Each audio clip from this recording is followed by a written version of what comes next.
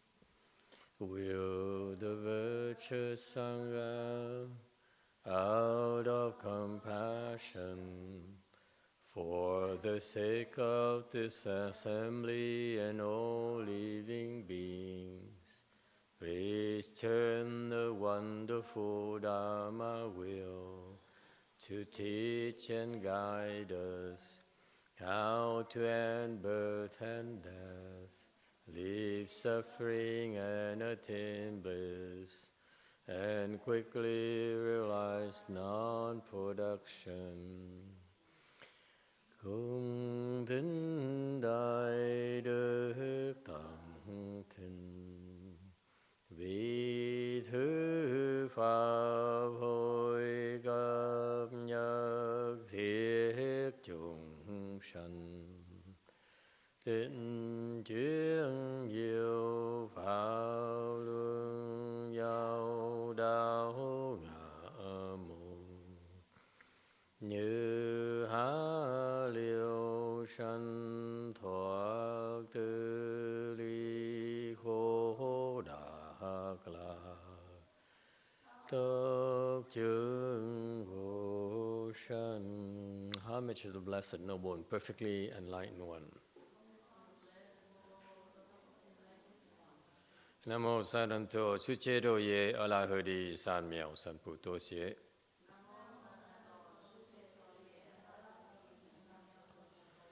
Nam mô Tát Rác Tha Tô Ya Đa Ya A La Hơ Đế Tam Miệu Tam Bồ Đà Tọa.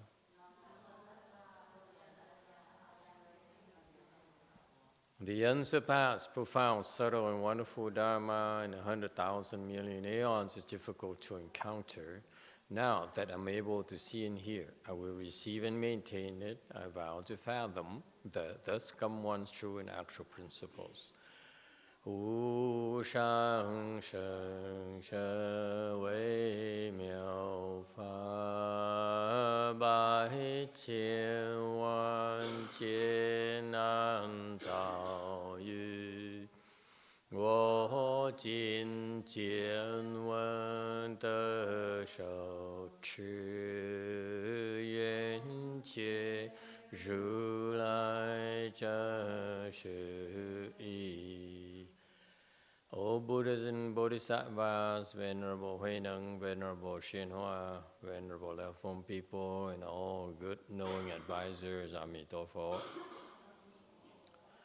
Chư Phật Bồ Tát, kính thưa Lục Tổ, Huệ Năng, kính thưa Hòa Thượng Tiến Hóa, quý thầy cô và quý vị tri thức A Di Đà Phật. Chư Phật Bồ Tát Liêu Trụ, sư phụ sang人,各位出家人, 各位上知识, Amitabha. Today is the 13th? 14 already? Oh my God. Almost Christmas time.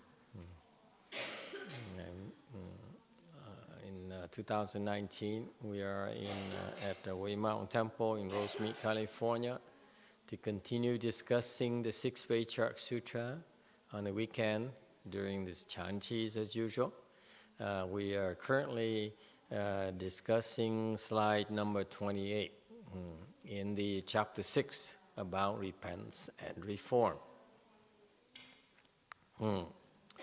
Sutra text. Because they are confused, they do not see the inner nature, and so seek outside for the three bodies of the Tathagata. They do not see that the three bodies of the Buddha are within their own bodies. Wei, zhi xin mi, bu jian nei xing. Why me? Why me? Is it me or me? Chinese people. Me. Huh? Me. Why me? San shen Ru Lai, bu jian zhi seng chung有三生佛. Bởi từ tâm mê nên không thấy nội tánh, tìm tam thân Như Lai ở ngoài, không thấy rằng tám thân Phật ở trong thân mình. 129, we're discussing here the fact that we just discussed the three bodies of the Buddha. Mình đã bàn xong cái ba thân của Phật.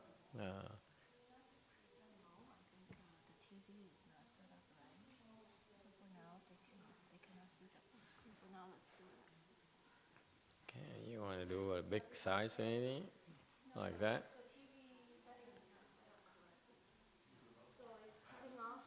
Do the present mode, so I think they blowed it up last night so that it only shows the... No, something's wrong. Something is wrong, technical difficulty.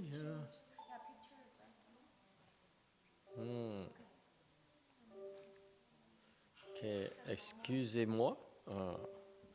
We have a little bit of technical difficulties as usual. People... Present. It should be back to normal. Thank you very much. People don't realize that there are three bodies. Không ai biết rằng the Buddhas have three kinds of bodies. Không ai biết rằng Đức Phật có ba cái loại thân luôn. As And the sixth patriarch says, if you don't see the three bodies of the Buddha, mà Đức Phật nói rằng nếu như quý vị không thấy được cái tam thân của Phật này, that's because they are confused. Tại vì cái tâm mình nó bị mê. So, and that's why when you're confused, you don't see your nature inside. Không mê thì không thấy được cái tánh của mình ở trong. Meaning what? Nature inside. That inside of you, there's this Buddha nature that's forever present. Thấy cái gì? Thấy ở chỗ rằng, people are still doing evening ceremony up north. Trên San Jose đang còn làm cúng công phu chiều. Anyway, so they don't see that they have a Buddha nature inside of them. Những người mê đó không thấy được rằng gọi mê là tại vì không thấy được là trong cái thân của họ đó, có một cái gọi là cái tự tánh của Phật. Okay, and therefore, as typical of confused people, vì bị mê muội, thành ra theo cái thói quen mình, they always are constantly looking for the Buddhas outside of themselves. Vì cái tính cái tập khí mê muội, thành ra chuyên môn đi tìm cái Phật ở ngoài mình, okay, ngoài cái thân của mình. They're looking for the three bodies of the Buddhas outside of themselves. Họ cứ kiếm ba cái thân của Phật, ba cái loại thân của Phật ở ngoài cái tự tánh của họ. Okay, and they don't realize that these three bodies of the Buddha are actually within their own bodies, và không biết rằng tám cái phân thân của Phật này đó là thiệt ra đó nó nằm trong cái bản thân của họ.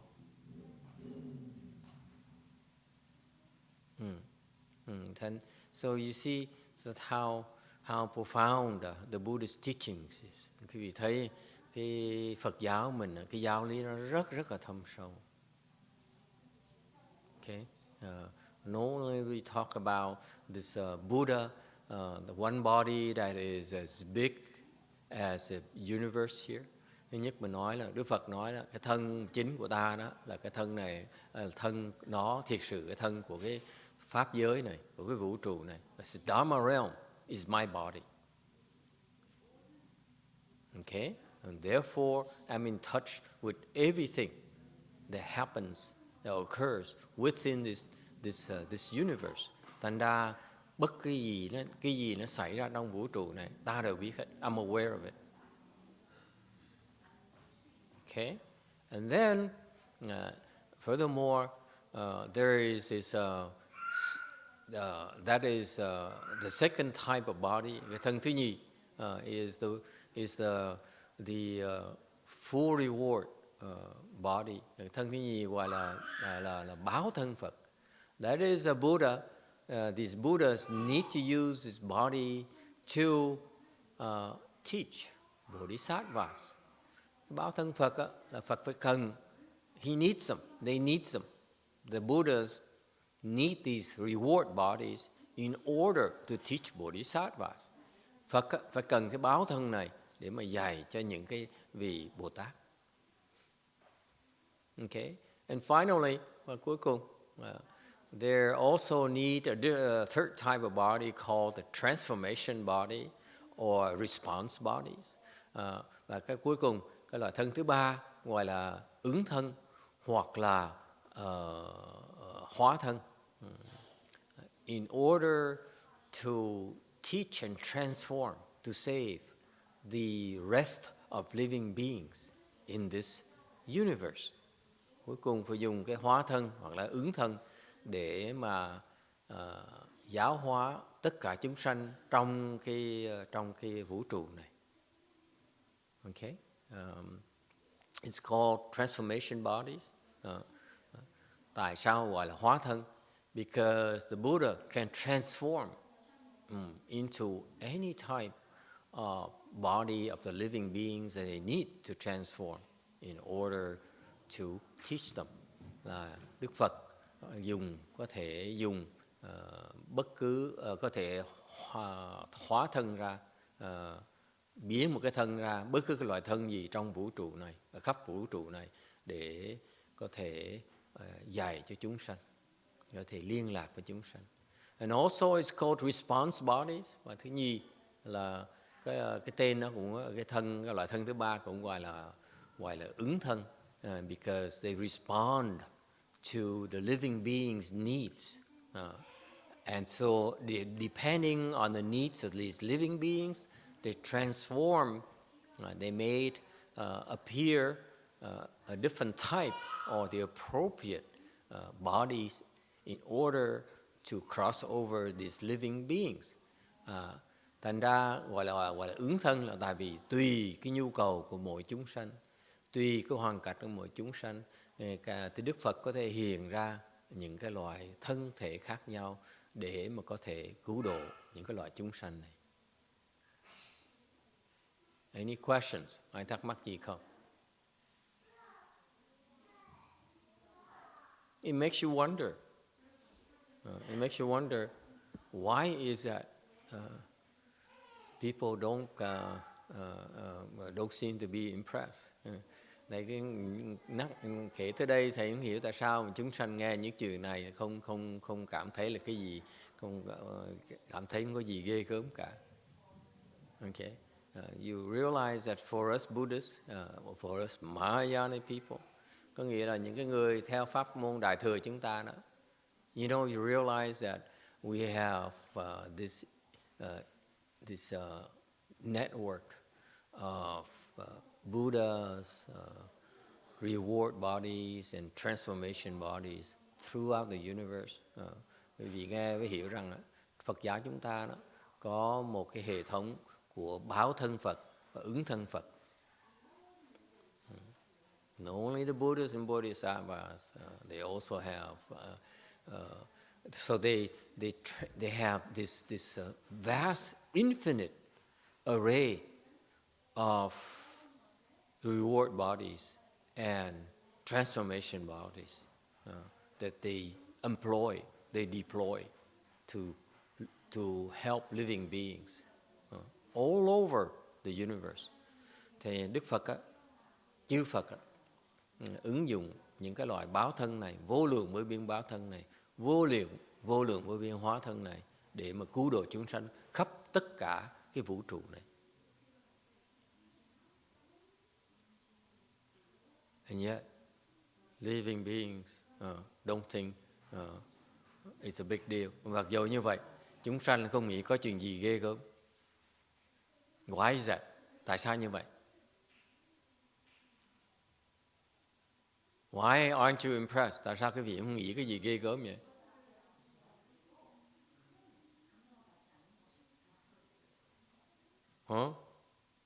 Xiển Thông, why aren't you impressed?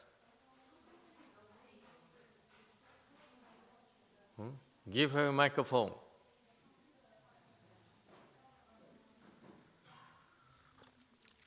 You out of microphones again?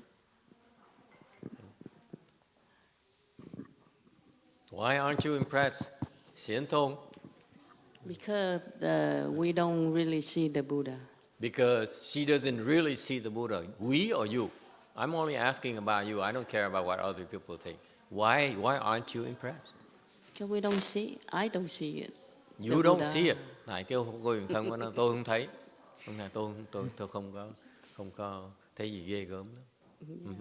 You don't see them. Therefore, you don't believe.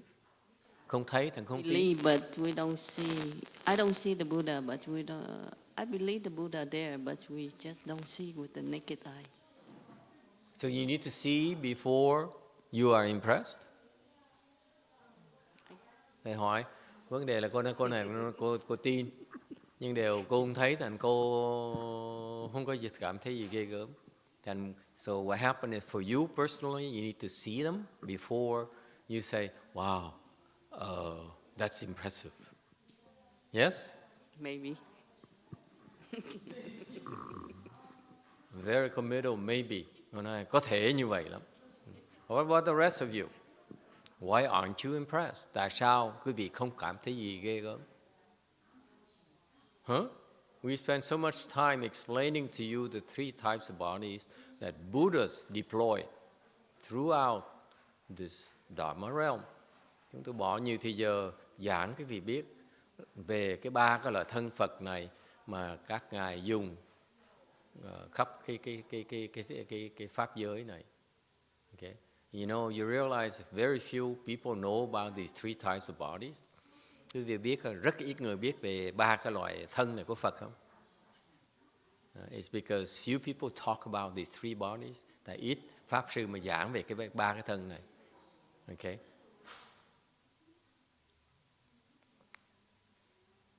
So where's the rest of you? Why aren't you impressed? Tại sao phần quý vị không thấy gì ghê gớm?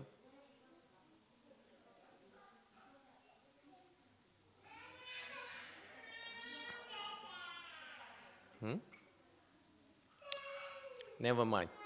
Okay, I give up. Thầy bỏ cuộc.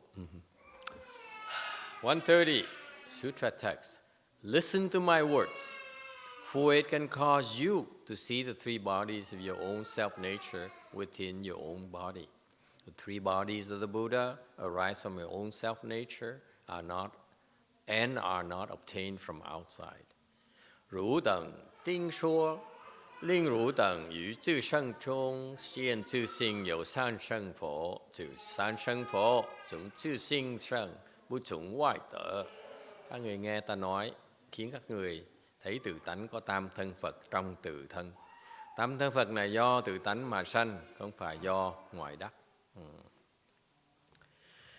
So the Patriarch says, okay, you don't get it, but so listen to my words. Cái vị không có hiểu, không tin, đều không sao. Just mark my words. Nghe cái lời của ta nói. Of course you don't understand. Of course you can't get it. Đương nhiên cái vị không hiểu được. Okay. And I know I don't expect you to be able to get it. Biết càng nói cái vị không thể nào biết được. Okay. But you listen to my words anyway. Phải nghe cái lời của ta nói. Okay. And if you listen to my words, because my words can cause you to see the three bodies of the self-nature within your own body. Tại cái lời nói của ta đó sẽ giúp quý vị thấy được cái tam thân của Phật trong cái tự tánh của quý vị, trong cái thân của quý vị. Okay. And because these three bodies of the Buddhas arise from your own self-nature and not obtained from outside. Và tại vì cái tam thân Phật này đó, nó ở trong của cái Phật, nó ở trong cái tự tánh của quý vị, nó không phải từ ở ngoài mà nó tới. Okay? What does it mean? Nghĩa là sao?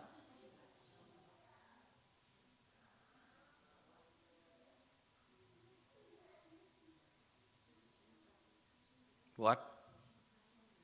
This is called Buddha's wisdom.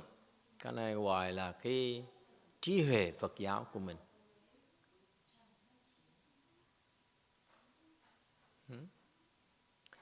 Even though we don't understand, even though we don't believe, mặc dầu chúng ta không có hiểu được, chúng ta cái lòng tin cũng chưa có. The faith is not adequate yet. And yet, the Patriarch says, you have to listen to my words. Đều vẫn nói, phải cần nói như thường. I still need to explain to you that the reality is that these three bodies are still within you. It's not outside of you. Và ta phải nói rằng quý vị biết rằng tam cái thân của Phật này đó ở trong cái tự tánh của quý vị, ở trong cái thân của quý vị, chứ không phải ở ngoài thân quý vị đâu. What does it mean inside your body? Ở trong cái thân quý vị nghĩa là sao? It means that stop looking outside of yourself for this Buddha. Nói cách khác là quý vị nên ngừng chạy ra ngoài mà tìm cái Phật. All the Buddhas, the three bodies of the Buddha, ba cái thân của Phật này. Okay, this Dharma body, this reward body, full reward body, these myriad transformation bodies, cái pháp thân Phật, cái báo thân Phật, cái vô ức hóa thân Phật.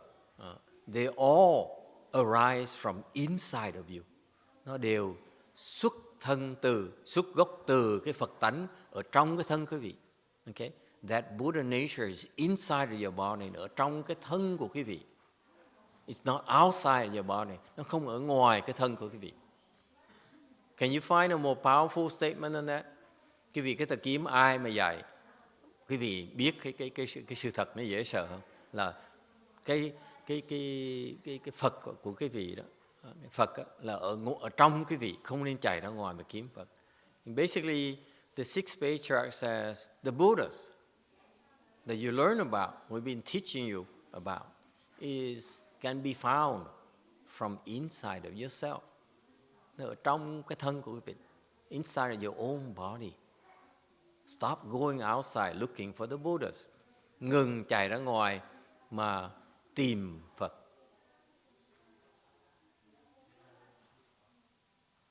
Any questions or comments? Có ý kiến thắc mắc gì không? Yes, question. Yes, Master. The three bodies of the Buddha arise from our own self-nature. Is it when we become the Buddha, or is it when we are born and they're already there? It means that if you want to see the three bodies, you want to realize these three bodies, nghĩa là sao? Nghĩa là nếu như quý vị muốn thấy cái ba cái thân Phật này, you want to see these three bodies, you want to realize these three bodies, hoặc quý vị muốn thành tựu cái thân này đó, okay? You look inside of yourself. Do not go outside looking for the Buddhas. Thì quý vị không nên chạy ra ngoài mà tìm cái thân của Phật, hoặc tìm cái cách mà làm cái cách để mà thành Phật được. You shouldn't go outside looking for a way to become a Buddha. Looking for a way to make these three bodies materialize. Đừng có chạy ra ngoài cái thân của mình, trong cái phạm vi của thân mình. So everything, all the knowledge, all the realization that you want to achieve in this life, okay, can be found inside of yourself, inside your body. Có nghĩa là tất cả cái quý vị muốn biết, muốn hiểu, muốn thành tựu, nó đều ở trong cái bản thân của quý vị. Okay? That knowledge, that wisdom is contained within yourself. Cái hiểu biết đó, cái trí huệ đó, nó ở trong của quý vị, không ở ngoài. You cannot be found in sutras, cannot be found on writings on the walls, cannot be found on the internet. Nó không thể nào tìm, quý vị không thể nào tìm cái hiểu biết, cái trí thức đó, cái trí huệ đó ở ngoài cái thân quý vị, trên sách, trên vở, trên kinh, trên điển, trên mạng. It's inside of you. Ở trong của quý vị, trong cái thân, inside your own body. You can't believe it, huh? Quý vị không thể nào tin được. At least they could tell us, we go look for this sutra number 194, and we find a recipe how to become a Buddha. That's more believable. Cái vị nói nghe là sao quý vị tin được. Phải chi mà Lục Tổ mà nói cái vị đó, muốn tìm cái cách phương pháp để thành Phật á, tới kiếm cái kinh 194 đó, trong đó nó có cái phương pháp để mà trở thành Phật, cái vị còn tin được. Whereas when the sixth patriarch says it's not contained in sutras, không phải nằm trong cái kinh điển, it's that knowledge is inside of you. Cái tri kiến đó nó trong của quý vị, it's not outside, không ở ngoài.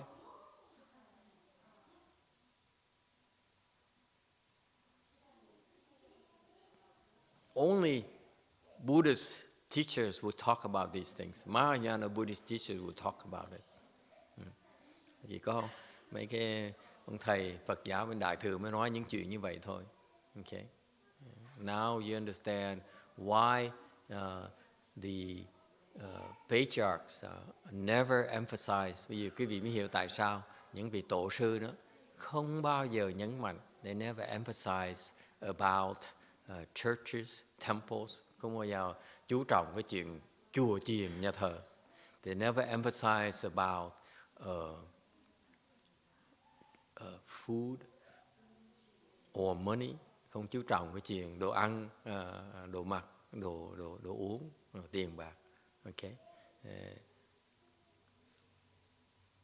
They don't emphasize about books, không có chú trọng cái kinh điển. What they emphasize was one of the foremost efforts. Tổ sư đó, chuyện quan trọng nhất. It's not about, I repeat, it's not about building a temple. Wrong. Tổ sư là không có chú trọng chuyện xây chùa.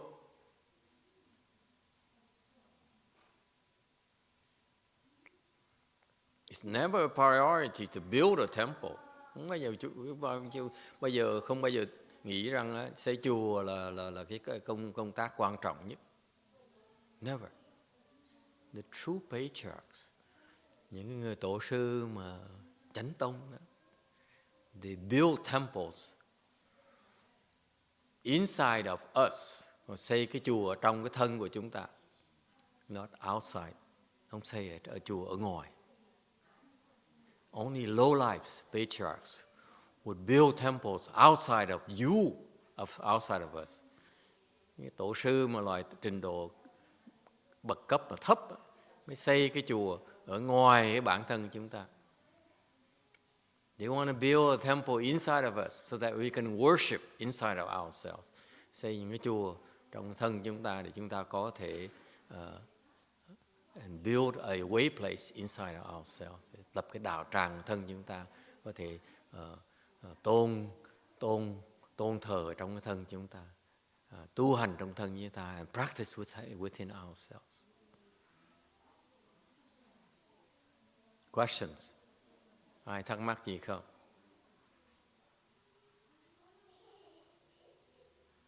In other words, nói cách khác, the true patriarchs, the great patriarchs, những cái người mà đại tổ sư, like Master YongHua, như Ngài Tiên Hóa như vậy đó. Their objective for coming in this world, mục tiêu họ tới cái thế giới này, okay, is in order to train us, để dạy chúng ta. That's it. No other reason. Không có gì quan trọng hơn nữa. You realize my master, in his entire life in this world, in this country, he never cared to build a splendid, it's a enormous temple. Quý vị biết Ngài Tiên Hóa đó. Although he has plenty of money, mặc dù Ngài có đủ tiền, Ngài không bao giờ bỏ tiền để mà xây một cái chùa để mà huy hoàng, để mà chúng sanh tới mà ca ngợi, trầm trồ ca ngợi. He never, even though he has plenty of money, I assure you. Dư sức tiền bạc để mà có thể xây những cái chùa chiền nguy nga đồ sộ để ta khâm phục mình, nói là ông thầy này ông thầy giỏi, ông thầy này ông thầy quá nổi tiếng, so that the world can admire and respect him as a great patriarch of well known.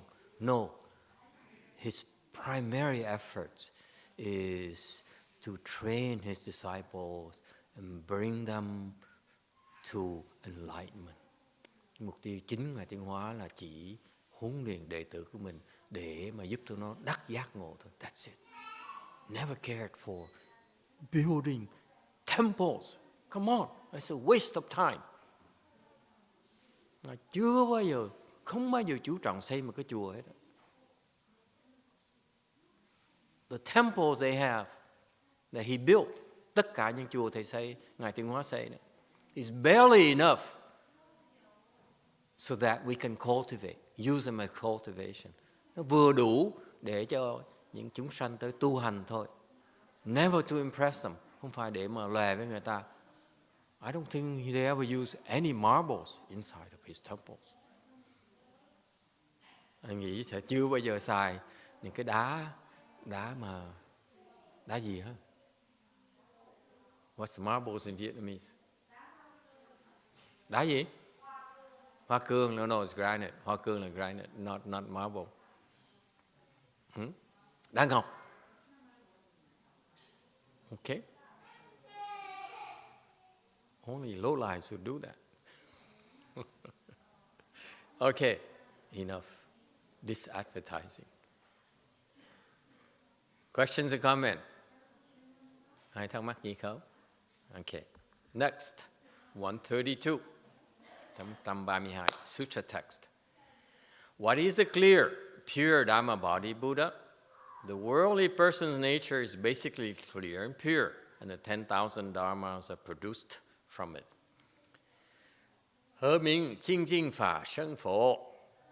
世人性本清净，万法从自性生. Sao gọi là thanh tịnh pháp thân Phật? Tánh của người thế gian vốn là thanh tịnh, muôn pháp đều do từ tánh sanh. He says, what is this clear, pure Dhamma body? The Buddha. Tại sao gọi là thanh tịnh pháp thân Phật? He says that regardless of who you are,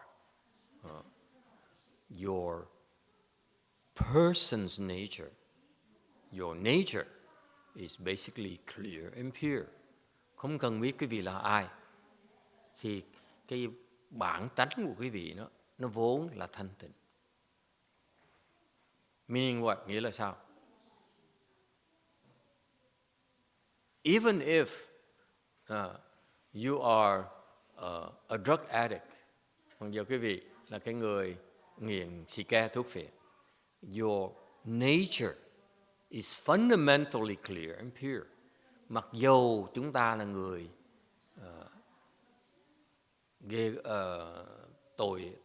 tồi tệ dễ sợ, nhưng cái bản tánh chúng ta vẫn là thanh tịnh.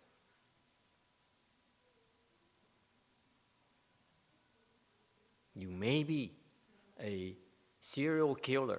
Quý vị có thể là người chuyên môn đi giết người. And yet, your self-nature is still pure and clear. Mặc dù cái người mình là người chuyên môn đó rất là gian ác dễ sợ, nhưng đều tồi tệ dễ sợ, nhưng đều cái bản tính mình vẫn là thanh tịnh như thế. Okay? And because of this pure self-nature, vì cái bản tính thanh tịnh này đó, the 10,000 Buddha dharmas arise from that. Và từ cái bản thanh tịnh của mình đó, thì muôn vàn pháp, mọi sự trong thế gian này, everything in this world arose from that self-nature. Tất cả mọi cái vạn vật, sự vật ở trong thế gian này nó khởi từ cái tự tánh của chúng ta. Everything. So your self-nature is the original source of all the things that you see in this world. Thành cái tự tánh là cái nguồn gốc, tự tánh thanh tịnh của quý vị. Your originally pure nature and clear nature is a root source of all the things in this universe. Tự tánh thanh tịnh này là cái nguồn gốc của tất cả mọi sự trong cái vũ trụ này.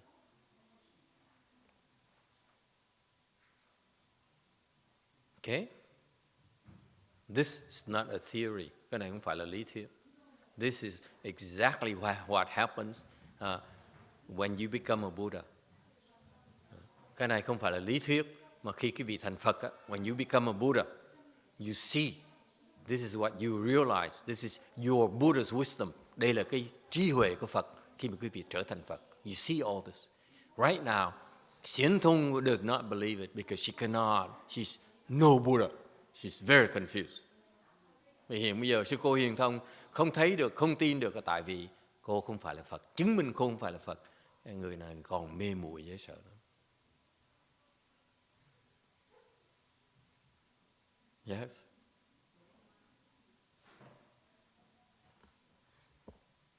134, 134. Sutra text. Thinking about evil phenomena gives rise to evil actions, and thinking of good phenomena gives rise to good actions. Thus, all dharmas exist within the self-nature. 思量一切恶事即生恶行，思量一切善事即生善行，如是诸法在自性中。Nghĩ tính tất cả ác sự liền sanh ác hạnh, nghĩ tính tất cả thiện sự liền sanh thiện hạnh. Oh, there's a little bit of a typo here. Good thing in Vietnamese, otherwise you won't be able to catch us. May thầy người Việt Nam hiểu tiếng Việt, thầy mới thấy được cái chữ trật lất này. So now the Patriarch elaborates a little bit further for our comfort zone. Có nhiều người thắc mắc, nói tại sao có cái chuyện mà thân thanh tịnh mà nó sinh vạn vật vạn sự trong thế gian này được. He explains how these things, what's the mechanism behind this production. Thành ra Ngài bác giảng thêm về những cái biến cố mà nó sanh mọi sự ra. Sân is production. Cái sinh này đó gọi là nó sự tạo tác ra. Okay. Everything is produced. Mọi sự nó tạo ra. Because vì tư lượng, về tư lượng.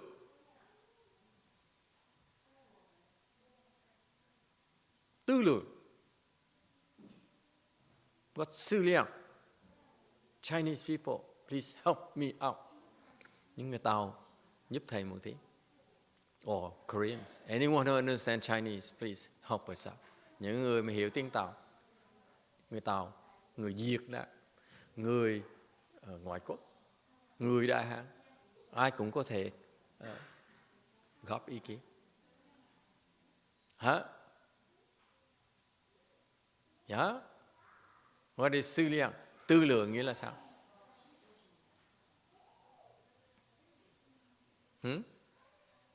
Tư lượng. Tư lượng.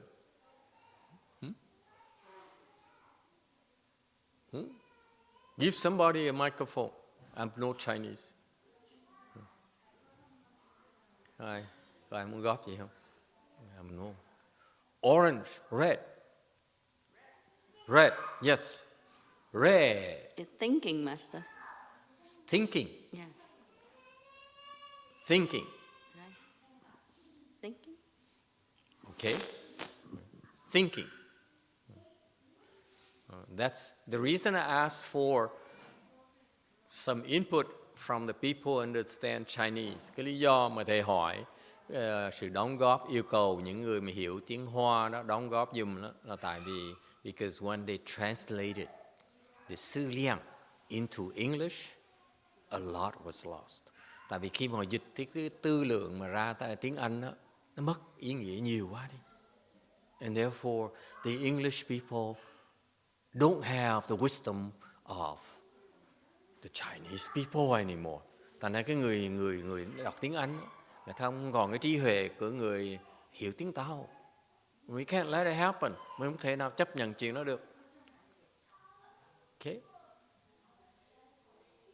I went to San Jose yesterday. Ngày hôm qua thầy tới San Jose. I went to Google and I said, are you going to accept the fact you are not as good as someone else and you're going to live with that? Thầy nói người ta, ông nghĩ ông biết ông thua người ta, ông sẵn sàng sống như vậy hả? How can you? How could you? You should say, if they're better than you, I will beat you. Nói, nếu người ta giỏi hơn tôi nguyện là trong tương lai tôi sẽ qua mặt đó. Yes? So, meaning that if we accept this translation of thinking, from a Chinese. Well, we're missing out on a Chinese wisdom. Mình chấp nhận cái sự thông dịch như tiếng Anh như vậy thì mình mất cái trí huệ, mình thua người Tàu. Then we're not as good as the Chinese, the original Chinese. Raise your hand. Back there, black, Vietnamese. Thưa thầy, tư là suy nghĩ, lượng là lượng định tính toán. Hai cái đó gặp lại là mình khởi cái tâm lên suy nghĩ rồi tính toán thiệt hơn hoặc là thiện hoặc ác. Vietnamese, very good. Okay, give the Chinese a chance. Authentic Chinese. So I actually Yeah. I actually meant to help someone asking a question in Chinese. Later. Is it about this? It's related to the slides prior. Okay, can we hold it up? Okay, let's talk about Sư Liang first. Yes, green. Master， 在中文里面，思是思考，量是衡量，去衡量一切事物的大小、多少、轻重缓急，它是一个对比。Very good. Chinese is the same as Vietnamese. So far, so good. Okay. Very good. You see, in Chinese, it says Sư Liang. Sư is to contemplate, to think. Okay. Cái tư là mình suy nghĩ. Okay. Mình tư lượng. Okay. You ponder about it. Not just thinking, but you also ponder. Mình suy nghĩ, mình tư lự về cái đó. Okay? You keep on thinking about it, nghĩ hoài. Okay? It's not thinking, but also sư, you keep on keeping in your mind, giữ trong cái óc của mình. Is that clear? Is that sư? Is that right? Sư is you keep it in your mind. Là mình cứ nghĩ về cái chuyện đó hoài. Yes? Sư. Okay? Tư.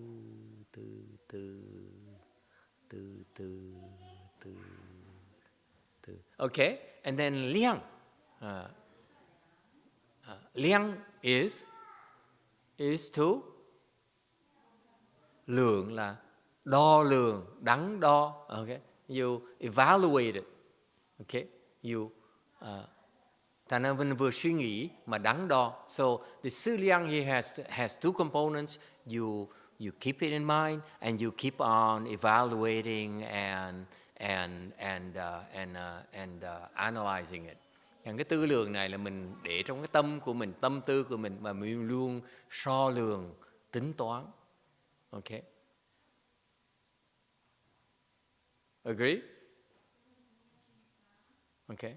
And because you keep on thinking about things, whether it's good or evil, thành vì quý vị chuyên môn, we're at slide 135. You are constantly thinking about it and evaluating it, okay, analyzing it. That's why you act upon these thoughts. Vì quý vị tư lượng, thành ra quý vị có những cái hành động dựa trên cái tư lượng của quý vị. So your actions are the end results of your thinking and your evaluating, your assessing, your assessments. Thành ra cái hành động mình đó, nó khởi ra từ cái tư lượng của mình. Okay? You think and assess about evil things, you act upon these thinking and assessments. Thành ra cái tư lượng ác thì tạo những hành động ác, những tư lượng tốt thì tạo những hành động tốt. Questions? Ai thắc mắc gì không? So I think it's the better translation would be thinking and assessing. Not thinking alone is not enough. Thành nói cho một cách chính xác á, cái lời dịch ra tiếng Anh là nó trật, tại nó chỉ dịch về cái phần nghĩ thôi. Cái này phải là Cái là mới tư thôi, còn cái lường nó quên, nó không dịch ra. They didn't translate the thinking and assessing.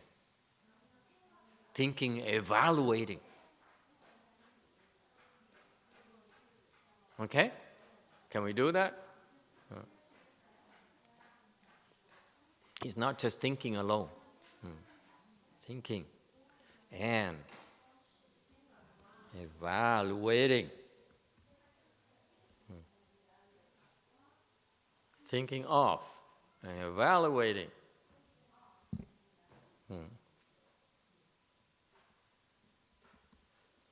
Okay? Thành ra thầy cá nhân thầy thì dịch khác một tí. I would translate slightly differently. Okay? Command C and thinking of and thinking of and command copy and thinking of and okay, there you go. Agree, disagree. Quý vị đồng ý là không đồng ý?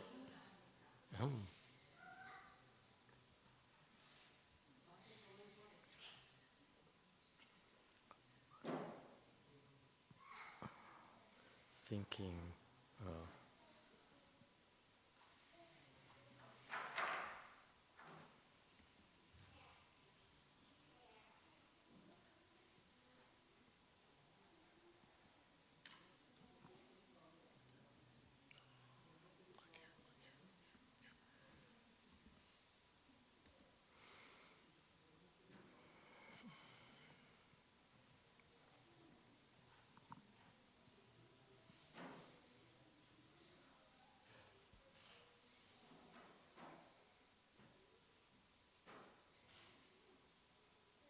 Any questions? Ai thắc mắc gì không? Yes, sir. Yeah, Master, I agree with your explanation of the Chinese I don't know. Of course. Yes. When I read the English back, I wonder if it could be simplified to be considering all evil phenomena. Thinking of and evaluating, I don't personally see that much of a difference between the two concepts. Thinking and evaluating is not much difference to you? To me, it's all considering.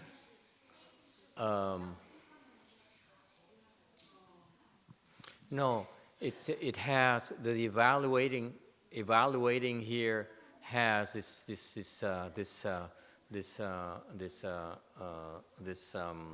constant evaluation of plus and minuses, advantage, disadvantages. This is an obsession of the human mind, and also in particular, this is what our education is training us to do. We get an education to learn to think and evaluate. Okay? And we reward it by being able to think and evaluate well. Thinking is not enough. You think of a way of an approach is not enough. You have to present your evaluation as part of your contribution. Then you reward it. If you are unable to evaluate, the reward will not be there. Thinking alone is not enough. In the real world, this is my business world. It's thinking is called daydreaming. You better come up with a way to present to me where it is based on a proper evaluation of your thinking. I really like when you say obsessing. Yes. Okay. I feel like obsessing it's close to and obsession evaluating. even. Yeah. Okay. Obsessing has more meaning to me than thinking. But the obsession is more intense, where it will engender a more a more urgent actions and more urgent responses and urgent materialization. This is a lot more than I want to go into. But basically, there is this thinking, meaning you consider it, and then you also evaluate. This is our obsessiveness. This is the human mind. Okay? Người ta nói tiếng Anh này, thầy nói cái phần này quan trọng là tại vì cái tiếng Anh nó dịch ra nó thiếu mất cái chính xác của cái chuyện nó xảy ra khi mà quý vị cái tâm quý vị nó hoạt động. This is what happens in our human mind. Cái tâm con người mình như vậy đó. We think about things, okay? Mình nghĩ tới. And more importantly, okay, at the same time we also are evaluating. Mình nghĩ tới thì mình so đo, mình tính toán. Okay? Thành cái bản tính con người mình đó, vì cái tính toán mới tai hại.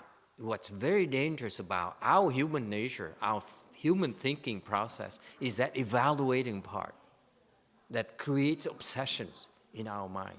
Vì cái tính toán đó nó rất là tai hại. Okay? Nó tạo một cái sự đam mê, một cái sự mù quáng ở trong đó. Okay? You become blind to reality. You follow your evaluation. Mình suy nghĩ, mình chạy theo cái tính toán của mình. To the expense of everything else. Bỏ hết tất cả những chuyện khác. So now you begin to have tunnel vision. Mình chỉ còn thấy cái phạm vi, mình thấy được nó rất là eo hẹp, trở thành rất eo hẹp. Because of this evaluating and thinking process. Vì cứ suy nghĩ và tính toán hoài. Cuối cùng mình chỉ còn thấy chừng đó thôi. All you see is this. And that's how things materialize. Vì như vậy, mọi sự bắt đầu nó thành hình. Bắt đầu có hoạt động và thành hình. And then you begin to act upon it. And then things start materializing.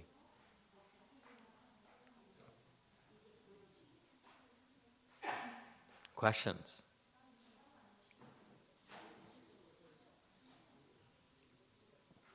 Yes, Black.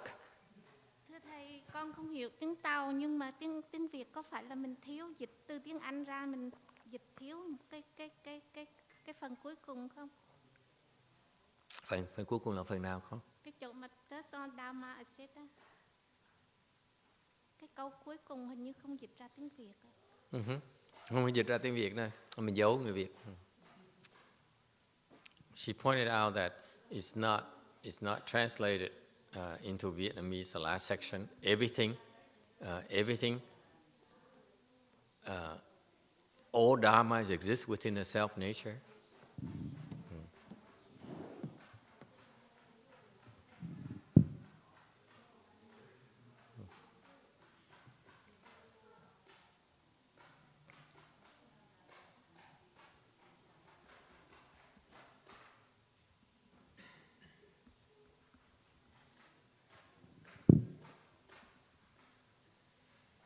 So in English, the translation is incorrect as well. It shows that these people are scholars. They don't understand the accuracy of this information. Cái này tiếng Anh dịch cũng trật nữa. Mà tiếng Việt thì bỏ luôn, tại vì nghĩ tiếng Anh trật quá rồi mình không cần nữa. The Vietnamese dropped this sentence entirely because they're thinking that the English people, the English speaking people are so confused already, so it's not compound the issue.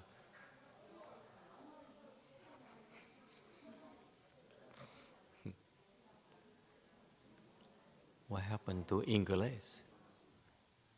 Oh, English right here. So let me correct it for the Vietnamese, for your sake. Thành thầy sửa tiếng Anh rồi. I just corrected the English, so let me correct the Vietnamese. Như thế.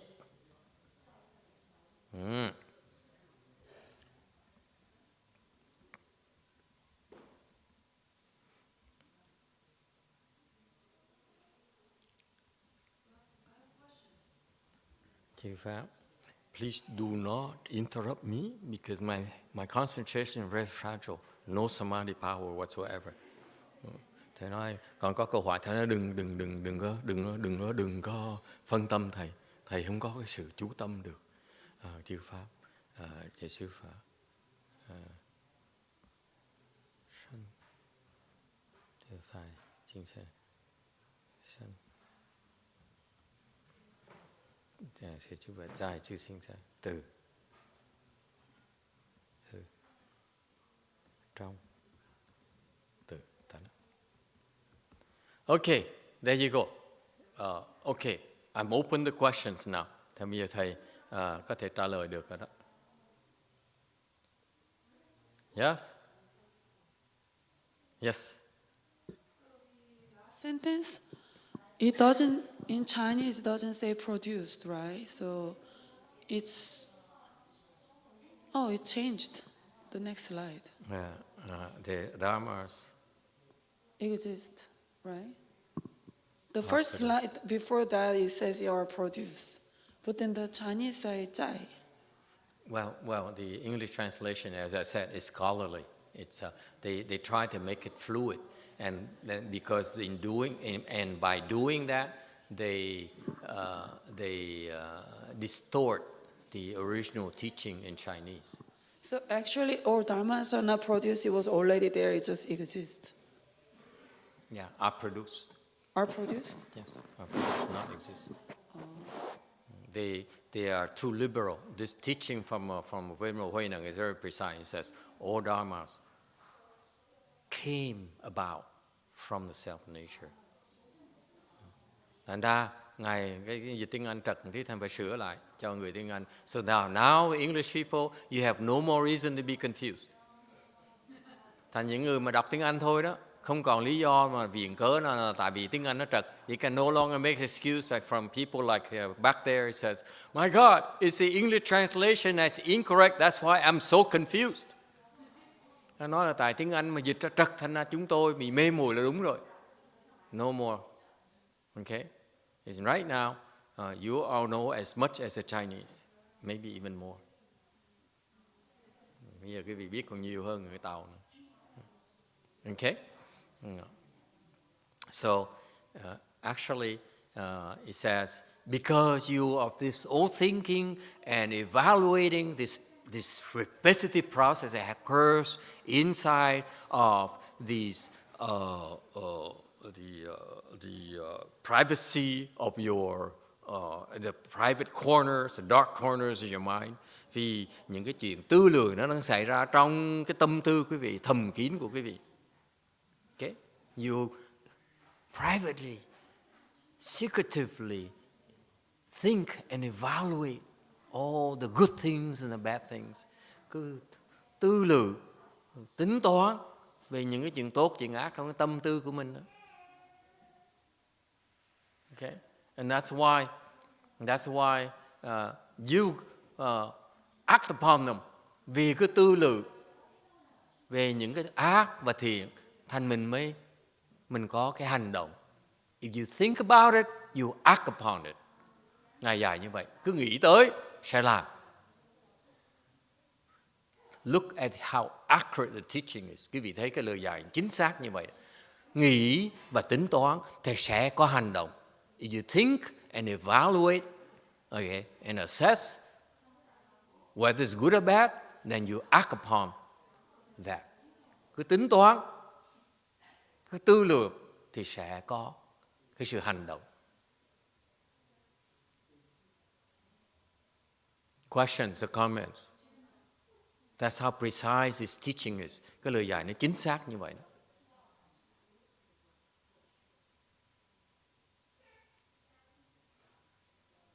That's why once you act upon them, then all dharmas then come into being. They're produced from your actions. Vì có cái hành động, thành mọi sự trong cái thế gian này nó phát sanh ra, mới phát sanh ra.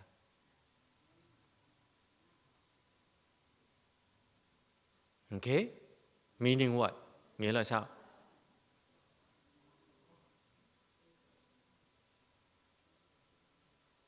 How is the rain produced? Mà sao mưa nó rơi được? It's sprinkling right now, outside. Mưa nó rơi được. Why is there rain? Tại sao có mưa? Because they are produced from our actions. Tại vì nó mưa, tại vì mưa nó xảy ra là mưa nó phát sinh ra từ những cái hành động của chúng ta, our own actions. Is it clear? No? Okay, never mind. It's too profound for you. Cái này quá thâm sâu của quý vị. Okay, let's move on. So because of your actions, the 10,000 dharmas are produced, and then they then materialize.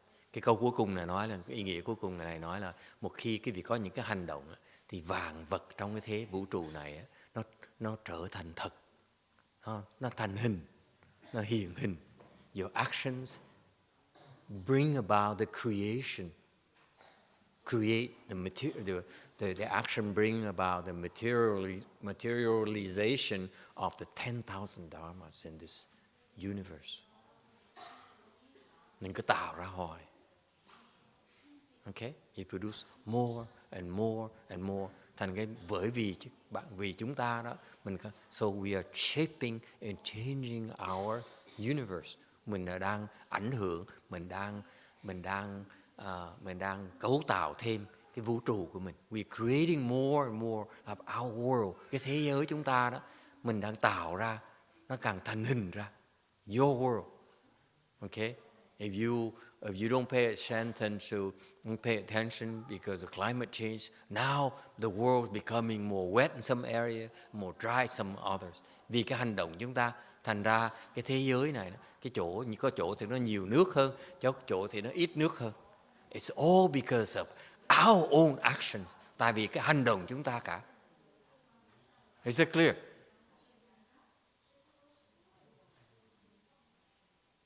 So far so good? Yes, ma'am. Blue. Yes, Master. So, how about the sun, the moon, the planets? Those are. What are the sun, the moon? That was created a long, long time ago. But whose self-natures?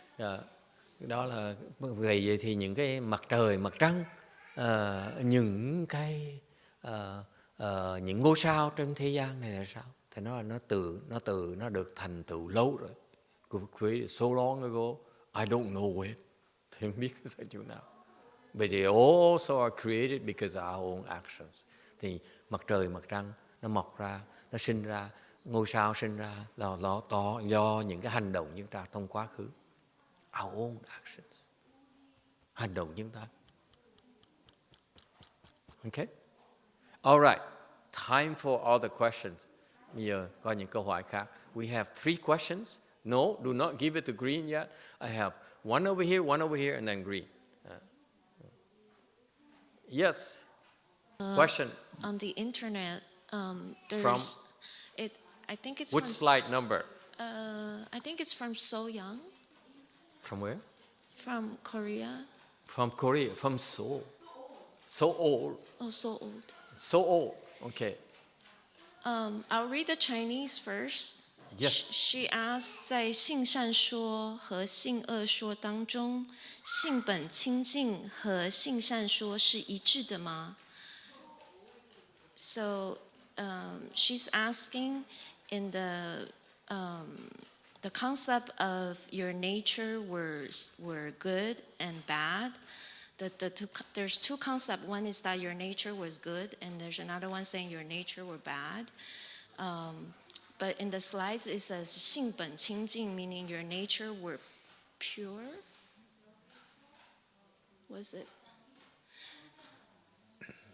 Is it accord with your nature were good? So 性本清净和性善说是一致的嘛? Meaning that when it talks about your pure a person's nature is basically clear and pure is the accord with the concept of your natures were good. A person's natures were good to begin with. No. It's so old. 那你说吧。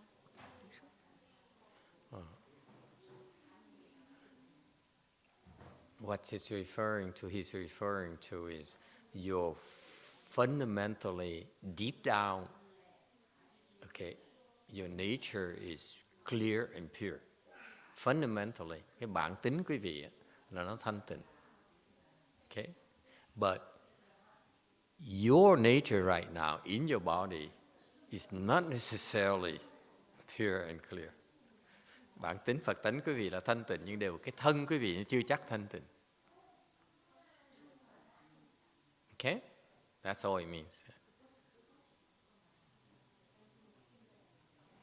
And that's very confusing for, I had the same kind of confusion when I read all these things. I'm pure and clear, and then you tell me I think of evil? How is it possible? I'm clear and pure. I'm incapable of thinking of evil.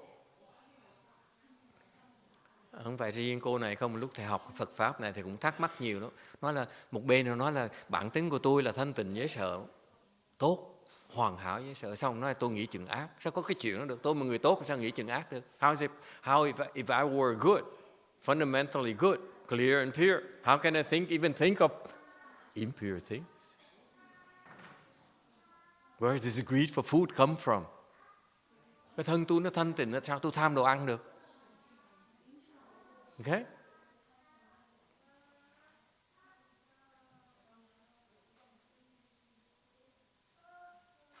And because I'm so greedy for food, that's why every day I have new and better tasting food. Tại vì tham đồ ăn này ngày đều có đồ ăn ngon hơn, và để mình càng tham hơn nữa. So that again, my greed is bigger and bigger.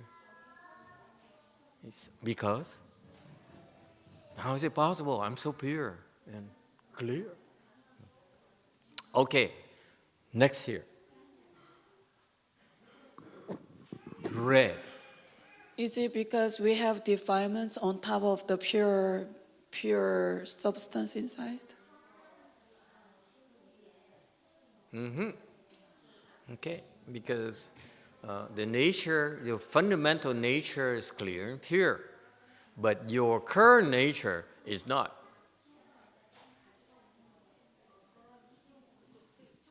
Your current state, your current thinking is not. Bản tính quý vị nó vốn là thanh tịnh, nhưng đều cái óc quý vị bây giờ nó không thanh tịnh. Your mind right now is not clear and pure.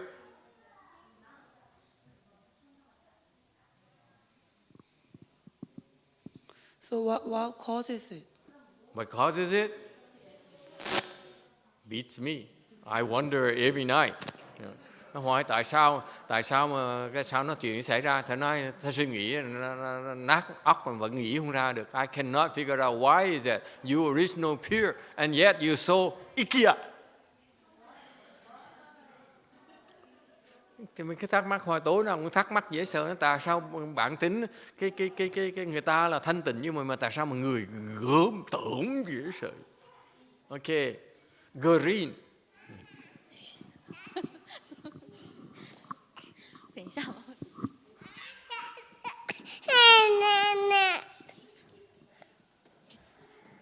Okay, it must mean something.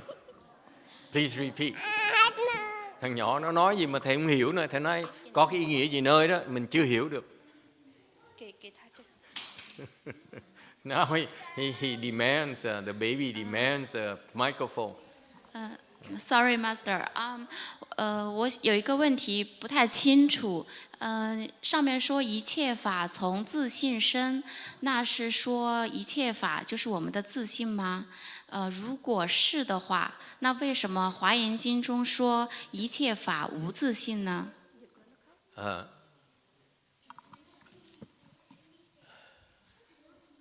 Oh boy. Good thing I don't understand Chinese. So it depends on the Chinese translation. If the translation is accurate, I'll be in trouble. If the translation is not accurate, I don't need to answer it. Và câu hỏi này nó hóc hiểm như sao? This is a tough question. That's why if the translation is no good, I be safe. Thầy nói dịch ra tiếng Anh trật á, thầy ráng mà chịu, thầy không cần trả lời. Còn dịch mà đúng á, thầy sẽ đánh trống lảng, đi kiếm chuyện khác nói.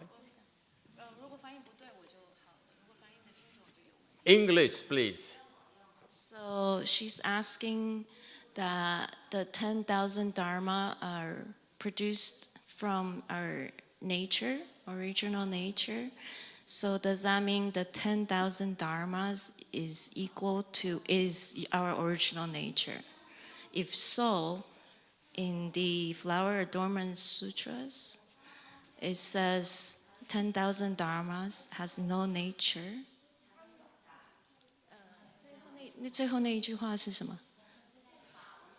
一切法无自性。All dharmas has no self natures in the Flower Adornment Sutra. Okay. Oh boy. This is a rather complicated thing, you know. Câu hỏi nó phức tạp dễ sợ lắm. It needs a lot of. It's not easy to answer in one sentence. Trả lời một câu không được. Okay, that's wait until I discuss the Flower Adornment Sutra. Đợi yêu cầu quý vị kiên nhẫn tới khi mà thầy giảng kinh Hoa Nghiêm là hỏi lại. We are discussing six Patriarch Sutra. Người đang giảng kinh Lục Tổ và kinh Hoa Nghiêm.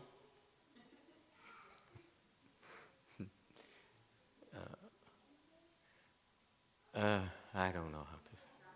I don't know where to begin. Where do I begin?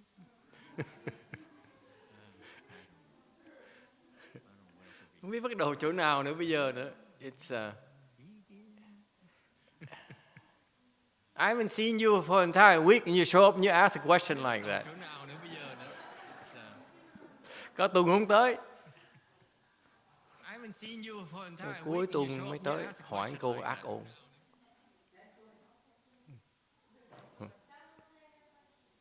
Dạ. Tell me the question. Cuối tuần mới tới hỏi cô ác ôn.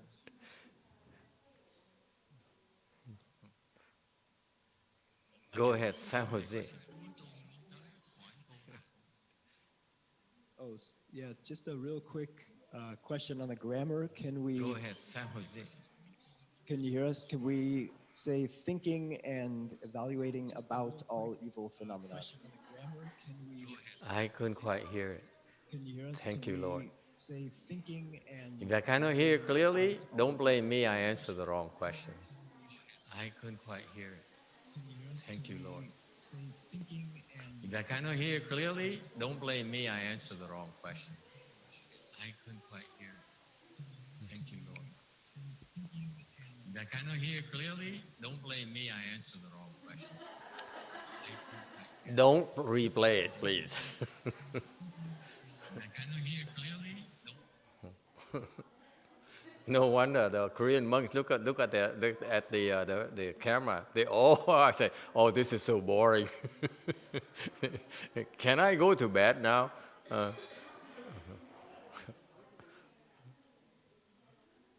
You can tell from looking at these people, they put in a long day's work. That's why they all look tired. Mấy ông này thấy là làm việc cả ngày, thành ra mặt lờ đờ, ai cũng mặt lờ đờ hết. They all look so exhausted. So what was the question again?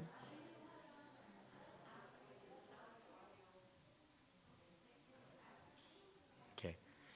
So basically, the answer to the prior question, cái câu trả lời của câu hỏi trước á, the Flower Adornment Sutra is correct. Cái kinh Hoa Nghiêm nói đúng. And the Sixth Patriarch Sutra, this section is also correct. Hai cái nó đều đúng hết. It pertains to different things. They're discussing different things at different contexts. Hai cái đều đúng, tại vì mỗi phần đó nó đang bàn về những cái chuyện khác nhau, về cái phương diện khác nhau, cái hoàn cảnh nó khác nhau. But they're both correct. Okay? So don't worry about the Flower Adornment Sutra yet. When we get there, then you see, you understand. Lúc mà tới kinh Hoa Nghiêm, mình giảng kinh Hoa Nghiêm, quý vị sẽ hiểu. Right now, it's referring to stick to this right now. Ngài chỉ nói về cái phương diện cái ở chỗ này thôi. And that's why I agree with you.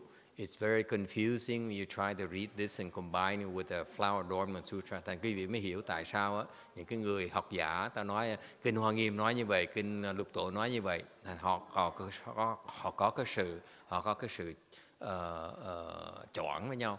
Thành ra người học giả người ta không hiểu được. That's why the scholars they don't get it. But the teachings are correct. They're depending on the listeners. Cái người nghe đó, nó khác. Và cái hoàn cảnh nó khác, và giảng nó khác. But still, they're both correct. Người nghe nó khác, hoàn cảnh nó khác, nhưng điều lời dạy vẫn đúng như thường. They're both correct. Okay? So don't worry about it. Okay? Này không hiểu, có sự xung đột, đừng có lo chuyện đó. Okay? Okay? All right. Yes, sir. Question here. Okay. For the other English-speaking person in the Dharma assembly, slide 134, Master. 134. Yes. The thought is it would be, and I quote, less clunky if we said thinking and evaluating about.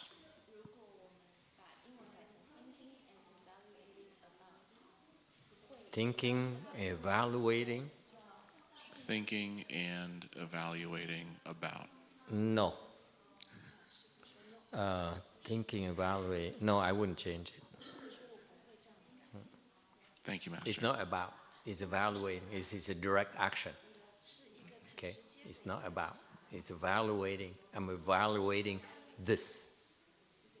I'm evaluating this proposal. I'm evaluating this concept. I'm evaluating this conjecture. Okay? Yes.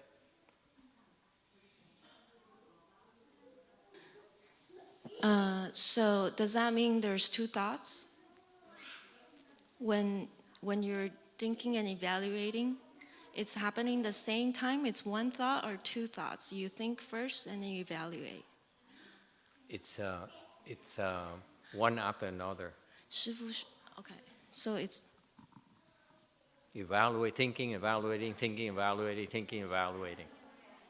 It's this combination of thinking, evaluation.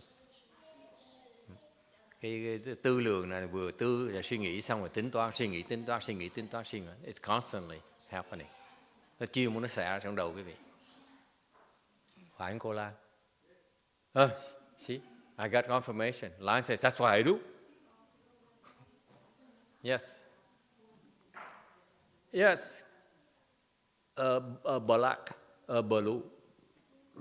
Master, you told, in the lecture you said something about our own action creates our own world as of now. How about the universe then? What action was there to create the universe then? What actions? Yeah. That created a universe? Yes. If you. How was this universe created? Yes. Something like that. Câu hỏi là cái vũ trụ làm sao nó tạo ra? Didn't you know? Không biết hả? Oh my God, everyone knows about this. Ai cũng biết cái chuyện này hết. Adam and Eve.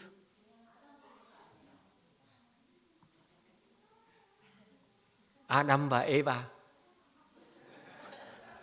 Aside from other religion, I'm talking about as the Buddhism.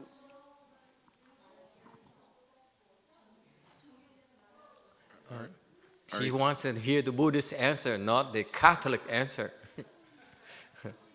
But Catholic, as my master says, is also Buddhism. Thầy mới trích lại lời Ngài Tiến Hóa nói. Thiên Chúa giáo, Công Chúa giáo cũng là Phật giáo luôn nữa. It's also true. Yes. I was wondering, Master, if you mean you're referring to the Big Bang.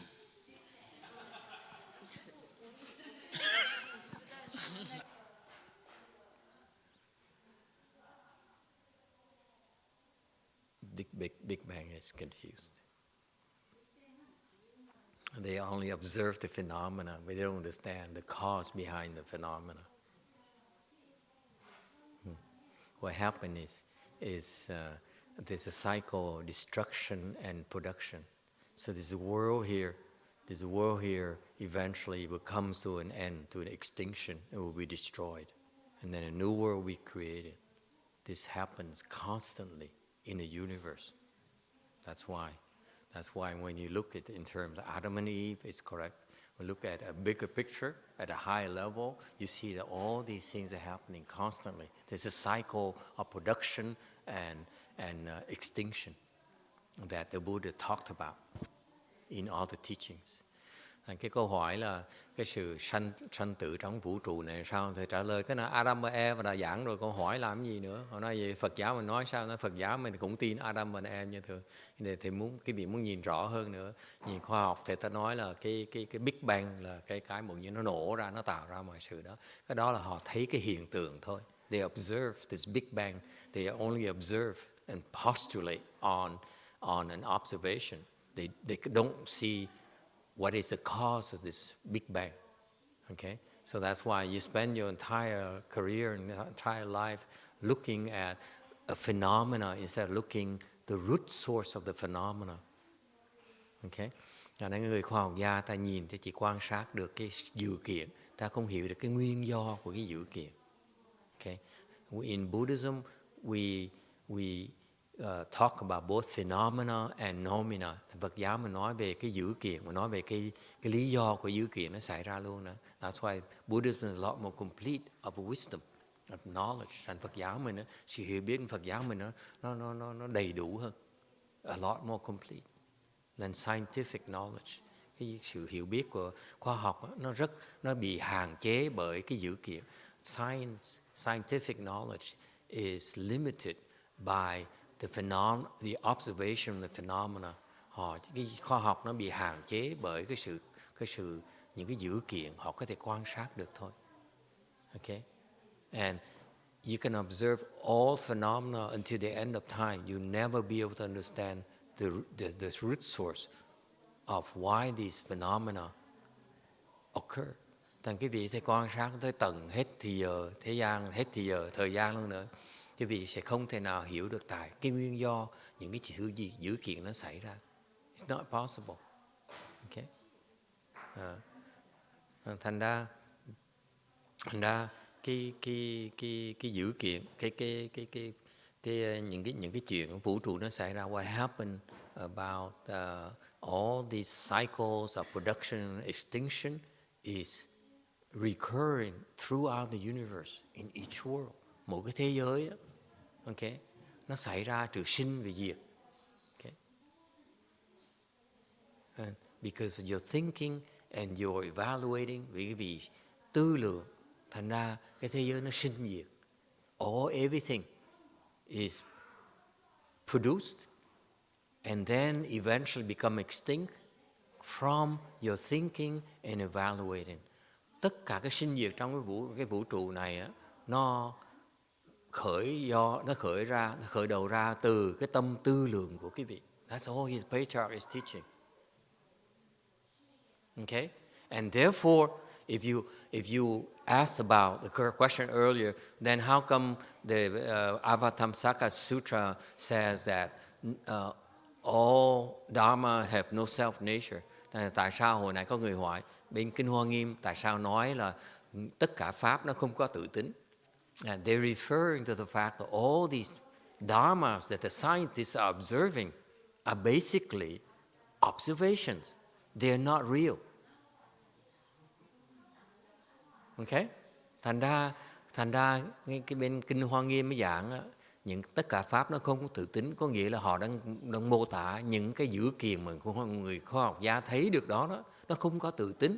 Thành cái gì tính toán mà cái gì suy tầm nó ra sẽ không bao giờ hiểu được. Because these dharma observations they observe, the observations have no self nature. That's why to try to understand them would be a waste of time. Thành ra bỏ thì ra nghiên cứu những cái dữ kiện mà mình chỉ thấy được ngoài thôi đó, không thể nào hiểu được cái nguồn gốc của nó. That's why the Buddha says they have no self-nature. You will not get to the end of it. You will not be able to trace it all the way back to the origin of why these things happen. Tại vì cái việc quan sát, những quan sát này, cái việc chạy đi ngược theo thời gian để nhìn cái tại sao nó khởi đâu, từ đâu nó khởi ra đó, cái vị sẽ không bao giờ tìm được cái nguồn gốc của nó, không bao giờ tìm được. You never be able to find the very moment where it first started. Never. That's what he meant by they have no self-nature. Okay? Thành ra nó không tự tính vậy đó. You cannot go back to the origin of why it happened. It's not possible. Now, after I explain this, I don't feel like explaining the Avatamsaka Sutra anymore. Vì ta giảng phần này rồi, thì còn lý do mà giảng Kinh Hoa Nghiêm làm gì nữa đâu. Right? You know everything already. Good. Đỡ tốn thì giờ. Như thị. Mô Phật bạch thầy. Black. Giống bạch thầy á, ngồi thiền á, thì bạch thầy thấy những cái gì? Là tụi con đâu có biết đâu, tụi con đâu thấy đâu. Thầy thấy, thì thầy cũng muốn cổ người ta đi ngồi thiền hoài. Thầy đã thấy được cái thế giới khác rồi. Rồi Thiên Chúa giáo đó, thầy nó cũng tu nữa, mà cũng tu rất là tốt, cũng là hay. Nó chưa thấy được một cái thế giới khác, thầy nó thấy được cái thế gian này thì ai nào cũng theo hết. Thì cái Thiên Chúa giáo nó theo nhiều hơn cái Phật giáo của mình. Rồi kể một cái chuyện này cũng vui lắm. Có cái bà đó, bà ngồi thiền, bà ngồi một lần 8 tiếng đồng hồ, bà thấy Phật đồ, thấy nhiều lắm. Cái bà mới khoe cho thầy, bà thầy, trời bữa nay con ngồi được 8 tiếng, con thấy thầy hỏi nó, con ngồi được 8 tiếng rồi con thấy cái gì? Trời ơi, tôi thấy Phật A Di Lạc, Phật A Di Đà đồ này kia. Ông thầy ông hỏi ông Tiêu, ông thầy có bận, ông thầy đó là ông bận cái quần cục với quần dài đó. Ông thầy ông nói, cô thấy được Đức Phật như vậy đó hả? Ông Phật đó, ông thấy được ông bận cái quần cục với quần dài đó. Cái bà nín luôn, bà không dám nói. Nói tới kết luận á, với ông thầy nói thiệt chứ cô thấy ông Phật đó không có bận quần đâu. It's a chiêu chao joke. Có một cái chuyện cô hài của người Triều Châu.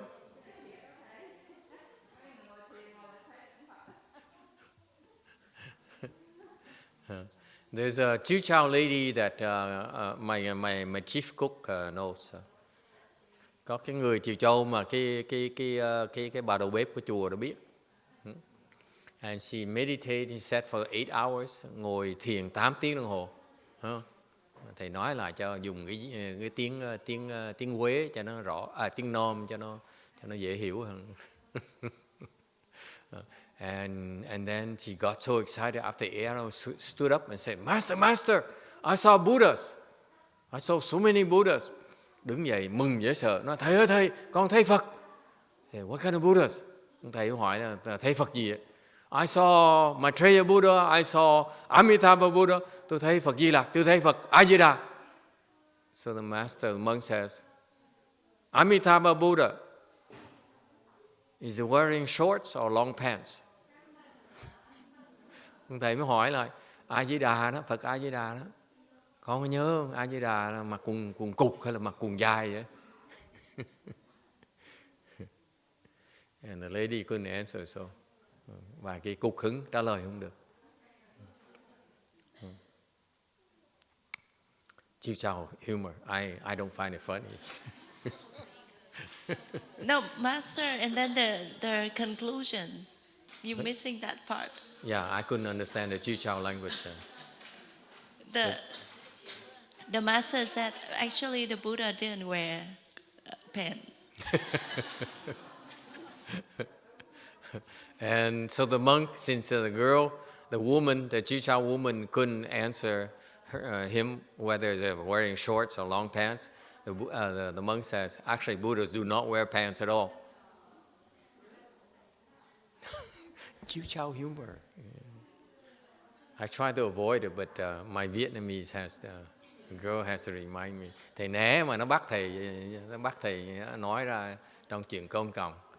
Trên mạng người ta nghe, bây giờ tiếng tâm thầy là kể như là mất hết rồi.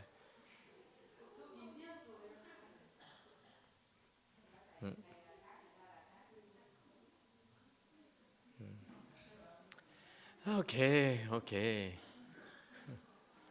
Xong rồi. Ok, 136. Is it time is up? Hết chưa? Such a long night. Tối này sao nó dài, dài quá này rồi. I can't. Okay. Sutra text. This is like the sky, which is always clear, and the sun and the moon, which are always bright, so that if they are obscured by floating clouds, it is bright above the clouds and dark below them. 如天长镜，日月长明，为浮云盖覆，上明下暗. Ví như trời thường trong, nhật nguyệt thường sáng, nhưng vì bị mây ẩn che nên trên sáng dưới tối. He uses an analogy. Ngài Lục Tổ Ngài cho một cái ví dụ. Ngài nói, just like the sky is always clear. Như cái trời bây giờ nó cũng sáng hết đó. Okay. He's referring to the daytime. Ngài nói là ban ngày đó. Okay. And the sun and the moon are always bright. Và mặt trời mặt trăng lúc nào nó cũng sáng hết. But sometimes there are clouds and they come into the picture. Thì thỉnh thoảng có mây nó tới, nó che mặt trời, nó che mặt trăng, and they cover up the sun and the moon, nó che mặt trời mặt trăng, and that is why it's dark below them. Vì vậy ở dưới nó bị tối tăm. Okay. All right. So he refers to the fact that your nature is constantly clear and pure. Có nghĩa rằng là cái tự tánh quý vị nó luôn luôn nó thanh tịnh. Okay. However, occasionally there's some clouds that come along. Để thỉnh thoảng nó có mây nó thổi tới. And your self-nature, even though it's clear, but it manifests under the clouds as dark. Thì mặc dù cái bản tánh của chúng ta nó trong và nó sáng, nó thanh và nó tịnh, nhưng vì dưới những cái dòng mây đó thì nó có vẻ thấy đen tối. Okay. So the phenomena is dark underneath. Thành cái hiện tượng là ở dưới là nó tối tăm. Nhưng thiệt ra đó bản tính nó là trong sáng. So underneath the clouds, they appear to be dark and unclear, but above it, originally, fundamentally, is still clear and pure. Ở dưới là tối tăm, đen tối. Nhưng ở trên đó, nó vốn vẫn không thay đổi, nó vẫn là trong sáng như thường. So the self-nature is like the sky above. Thành cái bản tính cái vị giống như cái khung trời ở trên đó, thì nó luôn nó sáng, ở trong nó sáng. But below the dark clouds, ở dưới cái mây thì it's not as bright. Ở dưới nó bị đen tối tạm thời. So far so good. That's the analogy. Next, 138, Sutra text. But if the wind suddenly blows and scatters the clouds, there is brightness above and below, and the myriad forms appear. The worldly person's nature constantly drifts like those clouds in the sky. Hu yu, feng chui yun san, 上下俱明，万象皆现，世神性常，浮游如比thiên云. Thình lình gặp gió thổi, mây tan, trên dưới đều sáng, thì muôn hình ngàn tượng đều hiện ra. Tánh người thế gian thường phù du, cũng như mây trên trời kia vậy. So, right now, the sky is dark, and the sky is cloudy.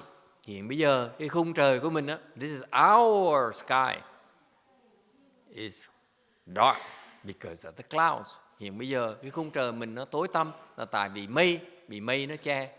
The clouds are covering up the sun and the moon. Vì mây nó che mặt trời mặt trăng. That is why it appears to be dark, thành nó thấy tối tăm. But if suddenly if the wind blows, nhưng nếu như bỗng nhiên gió nó thổi and scatters all these dark clouds, và gió nó thổi thành mây nó trôi đi. Now you can see the sun and moon again. Gió nó thổi, nó mây trôi đi thì bây giờ quý vị thấy lại mặt trời mặt trăng. And therefore above the clouds is still bright, and below now when the clouds are no longer present, it now becomes clear again and bright again. Thổi mây đi thì bây giờ ở dưới nó cũng sáng như ở trên vậy. Okay, and that's what happens to our nature. Bản tính chúng ta cũng như vậy. Okay, our nature are constantly changing like those drifting clouds. Cái bản tính của chúng ta đó nó giống như là cái mây nó trôi đi vậy đó. Sometimes it's dark because it's temporarily covered by clouds above. Lâu lâu con người chúng ta đó, này mê mà đen tối. We are confused. We are in the dark because we covered by clouds. Chúng ta mê muội, chúng ta bị tối tăm. Cái tinh thần tối tăm là tại vì bị mây ở trên nó che.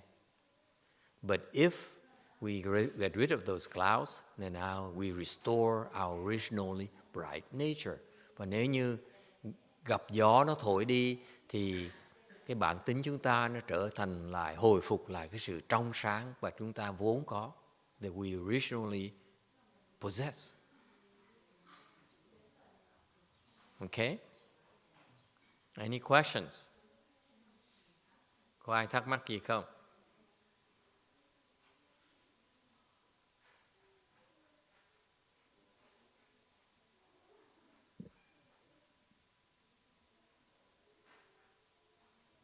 Okay, 140.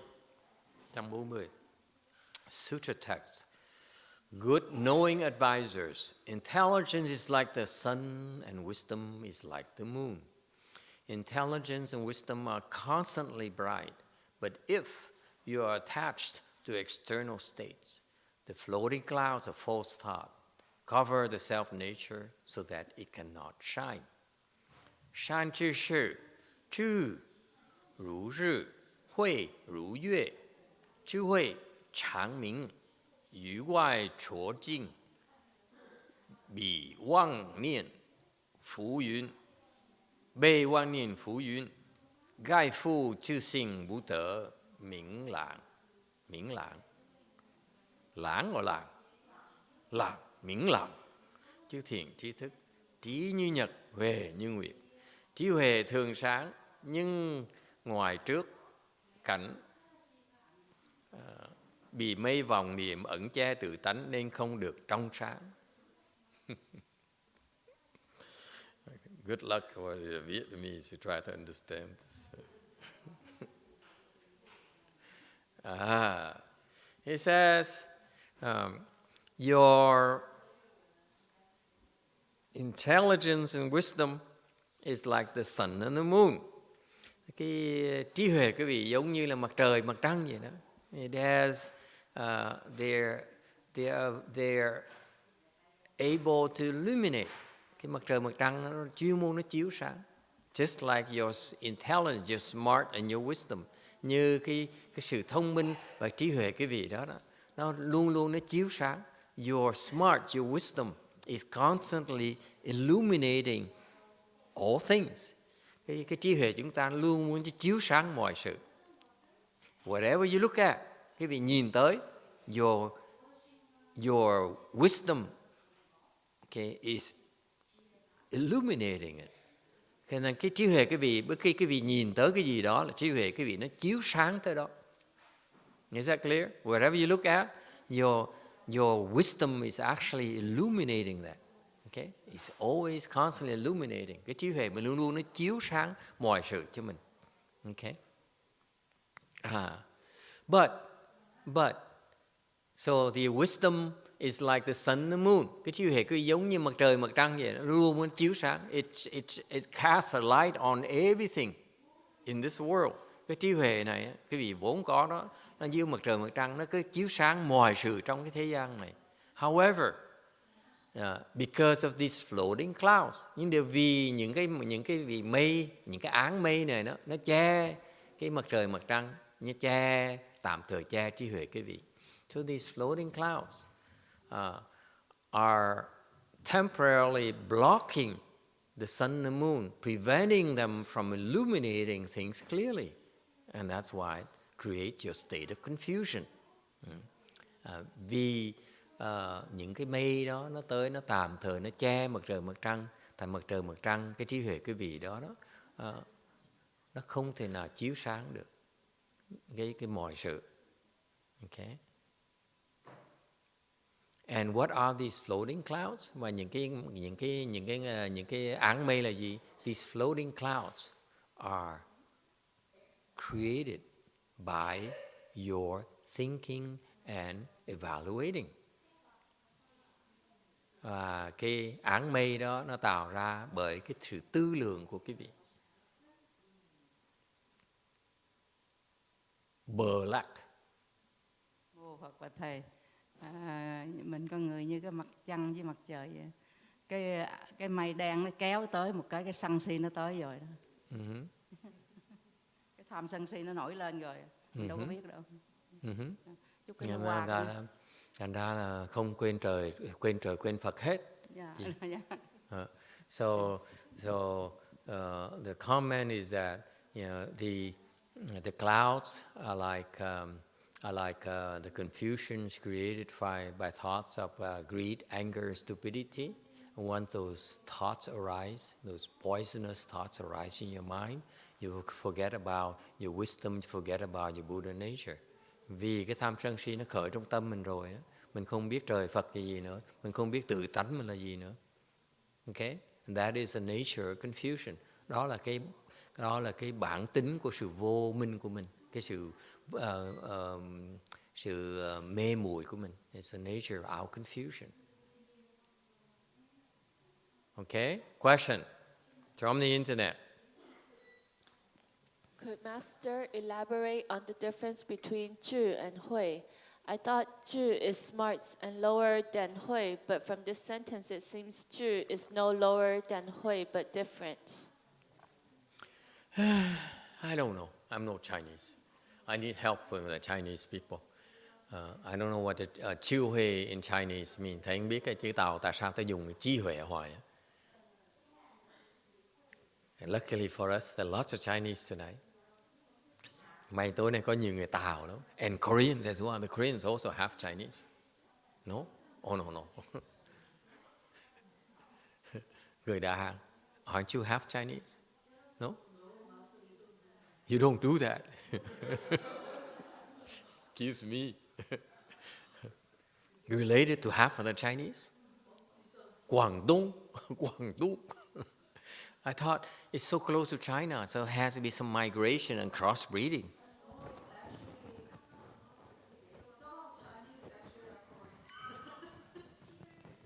Never mind. We're not going to go into that. She's saying some North Koreans are actually Chinese. That North Korea is closer to China than South Korea. So, anyway, North Koreans have a lot of potential. Kim Jong-un says. Never mind. So, what does the Chinese mean? Chư Hui. What's the difference between Chư Hui? Xin thầy khẩn cầu mấy người hiểu tiếng Tàu đó giảng dùng cái trí huệ nó khác nhau chỗ nào. What is the difference between trí huệ? Trí huệ nó khác nhau chỗ nào vậy? I'm not sure what it really means. I have some ideas. I'm not quite sure. Maybe some linguists would be better equipped to handle this. What's Chư Huệ? Tiếng Tàu, trí huệ nghĩa là sao? A lot of these Chiu Chao people are Chinese anyway. Mấy người Chiu Châu là một nửa là người Tàu rồi. Okay. What is Chư Huệ? Trí huệ nghĩa là sao? No. Look up the dictionary. Kiểm tra từ điển đấy.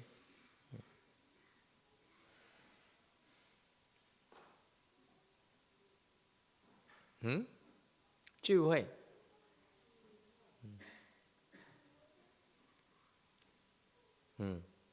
No one knows? Không ai biết hả? Oh my God. Chinese lost it too. Người Tàu mất hết rồi. Taiwanese? Okay, forget about Chinese. What about Taiwanese? Người Tàu không được, bây giờ người Đài Loan là sao? Okay, I give up. Let's try the Vietnamese. Mình bỏ người Tàu. I know the Vietnamese always have an opinion. Người Việt Nam, they're not Chinese, they still want to discuss Chinese stuff. Người Việt Nam không phải người Tàu. Người Việt Nam là người Việt Nam chân chính đó, chỉnh gốc đó, mà cũng muốn nói chuyện người Tàu như thường. Green, yes. Thì theo Hòa Thượng Tuyên Hóa giảng á, trí là cái tuyệt đỉnh của cái thông minh của mình, nhưng mà nó chưa qua cái enlightenment. Là cái gì mình cũng biết, mình thông minh nhưng mà tới cái mức mà chưa có qua cái tầng của enlightenment. Cái huệ là qua bên đó rồi. It's so cool. He says in Vietnamese, according to Master YongHua, this guy is dangerous. When he says, quoting my master, who am I to contradict him? Mấy người Việt Nam khôn đó, hỏi trích Ngài Tiến Hóa, thế giới ai mà dám đụng Ngài Tiến Hóa, ai mà dạy dữ vậy? Mà Thượng giảng ở đó trong cái chú Đại Bi. He says, he explained that in the Great Compassion Mantra. He says, Chi is the intelligence you have before you become enlightened. Hui is what you get after you become enlightened. Thành trí là cái quý vị biết, cái sự thông minh quý vị có trước khi mà quý vị đắc giác ngộ. Sau giác ngộ gọi là huệ. Okay. Then my question then is, after you become enlightened, why do you bother keeping the truth? Thầy hỏi ngược lại. It's too bad my master is not here.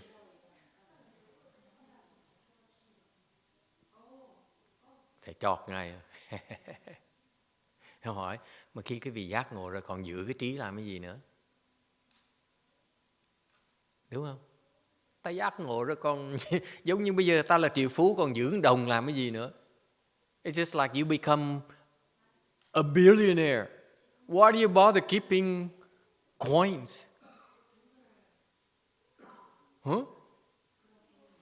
Đúng không? Bởi vậy nó nghe ổng giảng mà không dám hỏi. I mean, these people are something else. They listen to my master's explanation. They don't dare ask anything.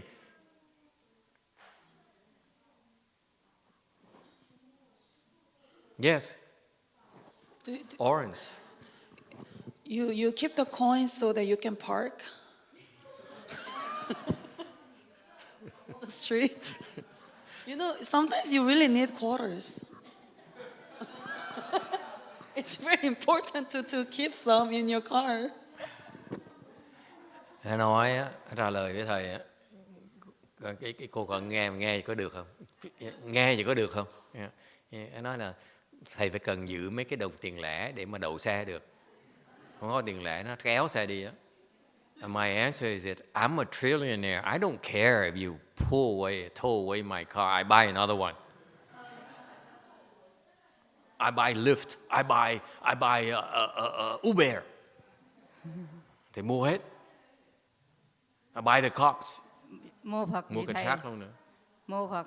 Vậy thì mình đâu có chỉ là mình biết cái chỗ đó đậu xe rồi mà nó phạt rồi mình đâu muốn đậu nữa đâu. Mình có trí huệ mình thấy chỗ đó như vậy mình đi chỗ khác chứ đâu có gì. Đúng rồi. Yes.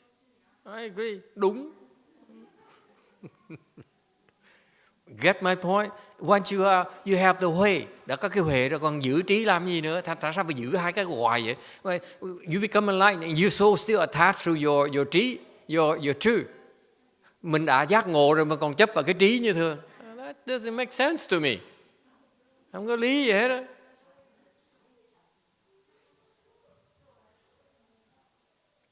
Bởi vậy tôi tức vậy sao lúc mà Phải chi mà Ngài Tuyên Hóa còn sống mà ta ngồi ta nghe giảng pháp, ta ngồi rung đùi đấy nghe. That's why it's one of the regrets of my life is that I wasn't there when he talked about these things because I'd love to ask him questions.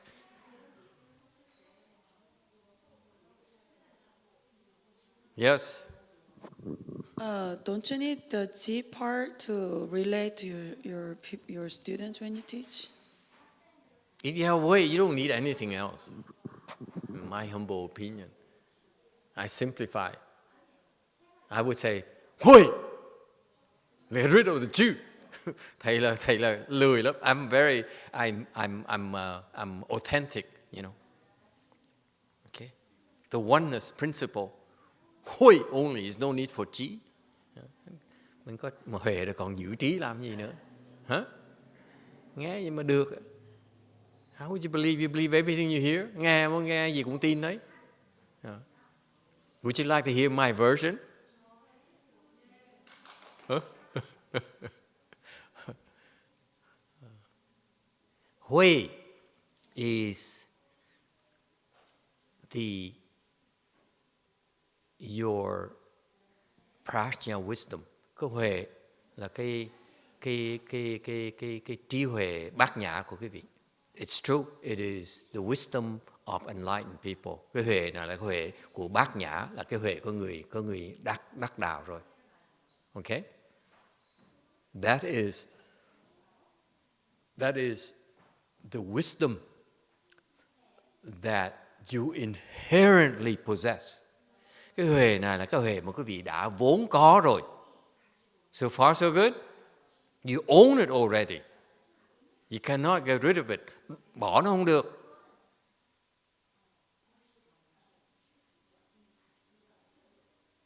So far so good. What about true? Còn trí là sao? I don't know.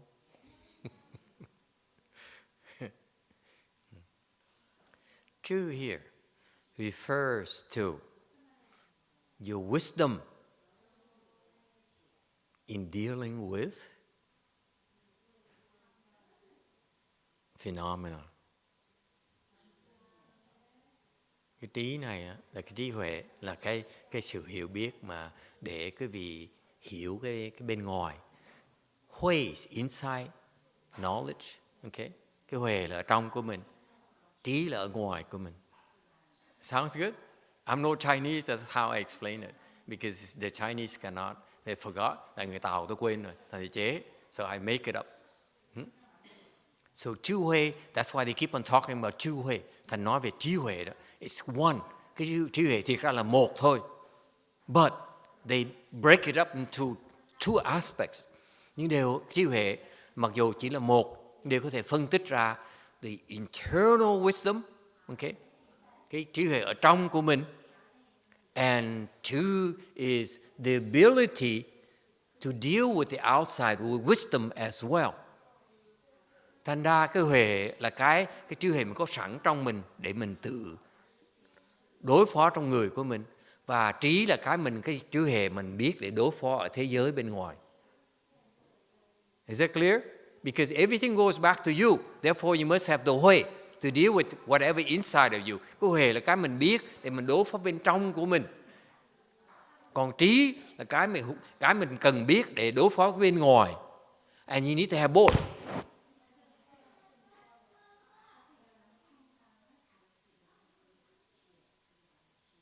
That's why after you become enlightened, you don't want to get rid of chi. Thành cái sau khi quý vị giác ngộ, đừng có vất cái trí, uổng lắm. It will be a waste.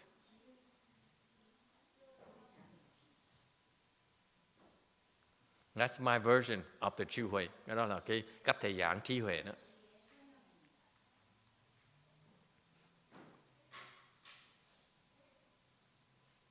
All right. Are we okay on this? Quý vị đồng ý không? You're supposed to clap your hands.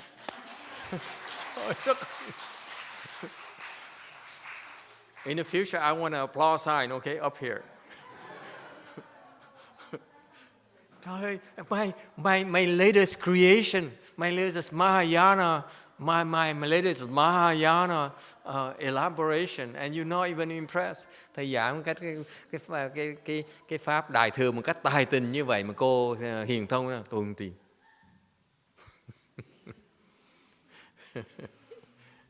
Okay, 142, 142. Sutra text. If you meet a good no advisor, if you listen to the true and proper Dharma and cast out your own confusion and falseness, then inside and out there will be penetrating brightness. 若遇善知识，闻真正法，自除迷惘，内外明澈. Nếu gặp thiền tri thức, nghe chân chánh pháp, trừ mê vọng, trong ngoài sáng thấu. He says now, the key here in your transformation. See, you have to listen to how clever and how precise Master Huệ Neng's teaching is. Cái vị nghe cái này và thấy cái lời dạy ngài Lục Tổ nó tuyệt vời. Từng câu giống như đi một cái bài quyền vậy đó. It's just like Tai Chi. Each one, its form has its own intention. Kung Fu Panda, someone says. Bài quyền nó hay dễ sợ. Bắt đầu to be and then you.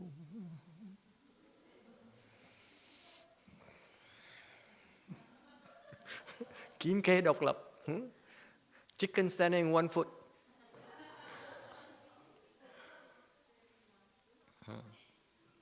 You meet with a good no advisor, gặp cái người thiền tri thức. That's the key right here. Cái phần chính, cái này là cái chốt then, cái then chốt của cái này.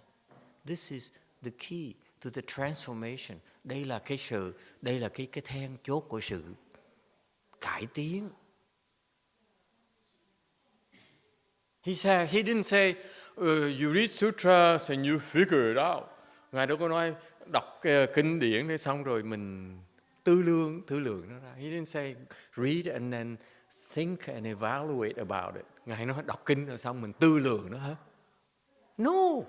He says, you meet a good no advisor, gặp cái người thiền tri thức. And you listen, nghe, you listen. To the true and proper Dharma. Cái chân và cái chánh pháp. The Dharma is always true and proper. Cái pháp, Phật pháp mình á, Mahayana, cái Phật pháp đại thừa mình á, luôn luôn nó chân và nó chánh. It's always true and proper. So in other words, you listen to Mahayana. Mình nghe cái pháp đại thừa mình. Not Hinayana, không phải tiểu thừa. Not không phải là công chúa giáo. Okay. He says, because Mahayana is the only true and proper Dharma. Tại vì đại thừa mình là cái duy nhất mà chân và chánh. Okay? And you listen to the Mahayana teachings, and from listening to that, from the mouth of your good no advisor, nghe cái chánh pháp này từ cái miệng của cái người thiền tri thức. You have to listen to the true and proper Dharma from the mouth of a good no advisor. Từ cái miệng người thiền tri thức. Why do you think that every weeknight we listen to Master YongHua's tapes? Tại sao mỗi tối cái vị nghĩ mà mình tụ họp, we get together and we listen to Master YongHua's true and proper Dharma. Mỗi tối trong tuần mình tụ họp lại, mình nghe cái lời dạy chân và chánh của một người thiền tri thức. We listen to the true and proper teachings of a good knowing advisor. Okay?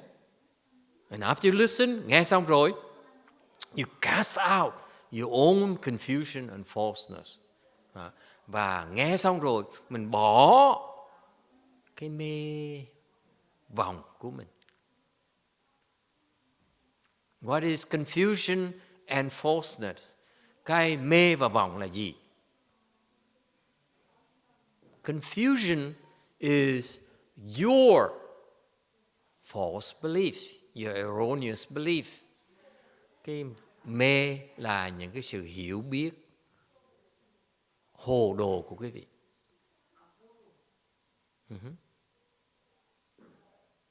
Cái sự hiểu biết nó sai lầm của mình. Your knowledge is confusing, is confused, your confused knowledge. Cái sự hiểu biết nó mê muội của mình.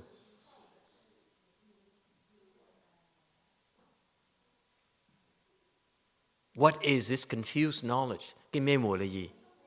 That confused knowledge is whatever is in contradiction to the true and the proper Dharma.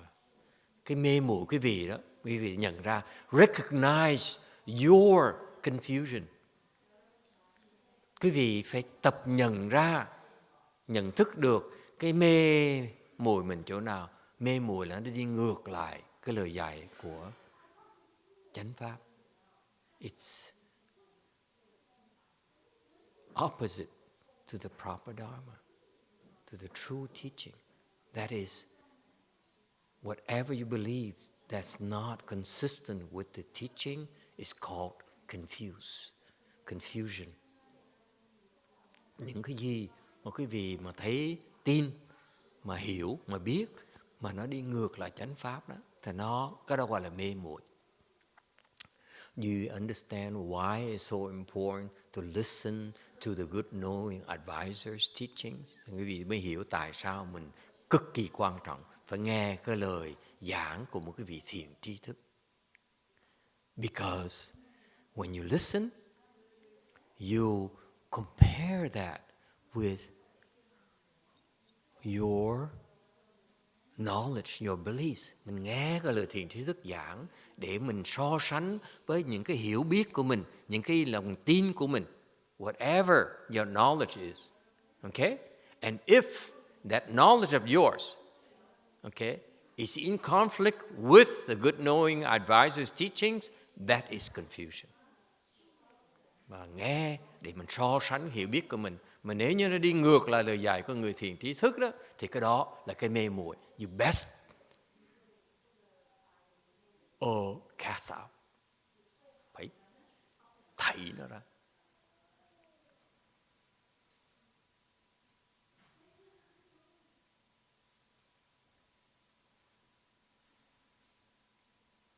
And if you don't, then you're no different. Nếu quý vị không chịu bỏ ra cái đó thì không khác những người tới. They come to listen to the sixth Patriarch's teaching. Tới nghe lời dạy Ngài Lục Tổ. So he says, I disagree. Ngài nói, tôi không đồng ý. Let me hang on to my confusion. Để tôi ôm cái mê muội của tôi. Because I'm happier. Tại tôi hạnh phúc hơn.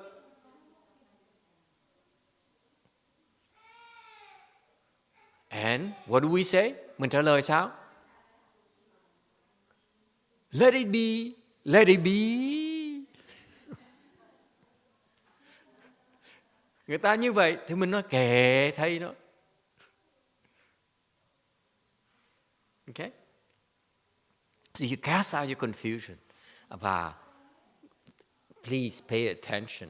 This teaching is so beautiful. Quý vị làm ơn chú ý dùm cho thầy một tí. Okay. Lời dạy chính xác dễ sợ. He says, you sit and listen to the proper Dharma teaching. Ngồi mà nghe cái lời dạy của chánh pháp. And you cast out your disagreements. Mình nghe xong mình phải nhận ra những cái mà mình không đồng ý đó. Phải tìm cách mà bác bỏ những cái lời, những cái mình không đồng ý. You cast out your own disagreement. Okay? Mình bỏ những cái mình không đồng ý đó. Because that is our confusion. Tại vì cái mình không đồng ý đó là cái mê muội của mình. He cannot be more clear than this. Không cách nào nó rõ hơn cái này hết. Agree, disagree. Whatever you disagree with the good no advisor's teaching, that is confusion. Cái gì mà quý vị không đồng ý đó với người thiền trí thức, là dạy người thiền trí thức, cái đó là cái mê muội. And what about falseness? Thành phải bỏ nó. And you have to throw it out. Don't hang on to your confusion. Đừng có bỏ, đừng có ôm nó. What about falseness? Và cái hư là sao?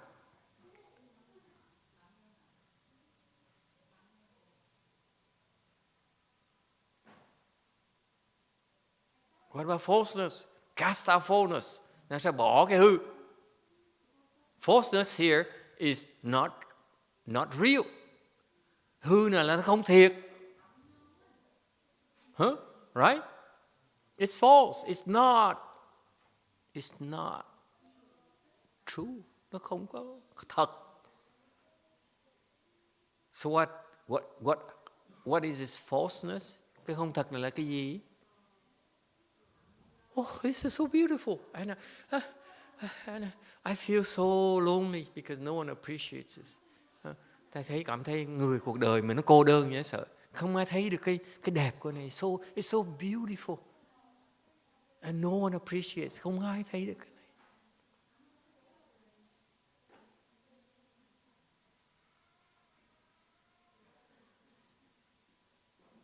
So depressing. Chán đời dễ sợ luôn. What's his falseness?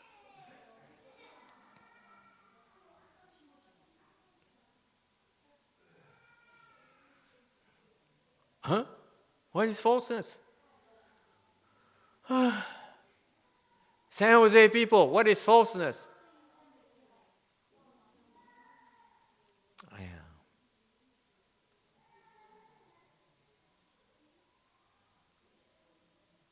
San Jose monks, my pride and joy.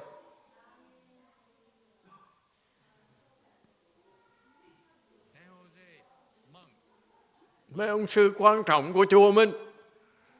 The future of Mahayana. Tương lai của Phật giáo mình. Now they left, they're leaving. Nó bỏ đi hết rồi. Huh? The four generals. Tứ tướng.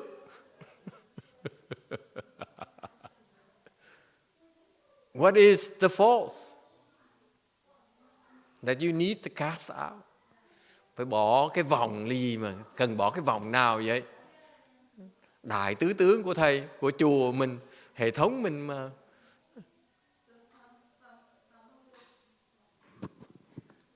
I'm asking my male generals, not my ninja. Thầy hỏi, đây là hỏi tứ tướng của thầy, chẳng phải hỏi nữ tướng của thầy. What is it? What is false here?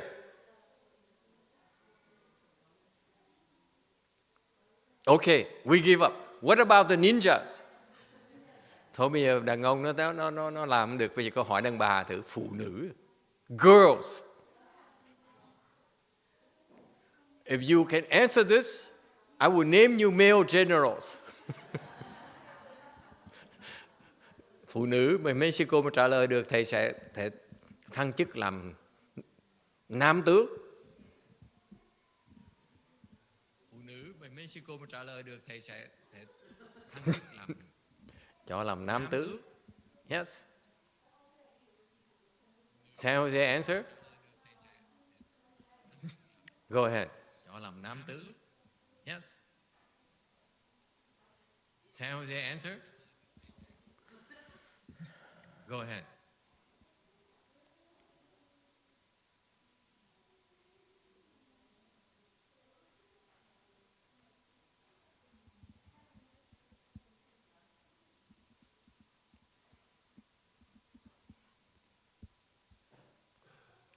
Cái nỗi lòng của ông thầy, mình mà hiểu cái nỗi lòng của Ngài Tiến Hóa. Now I know how my master used to feel like.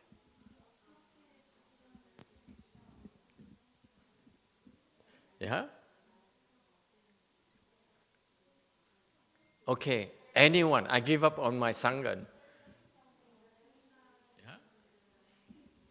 They claim there's some technical difficulties.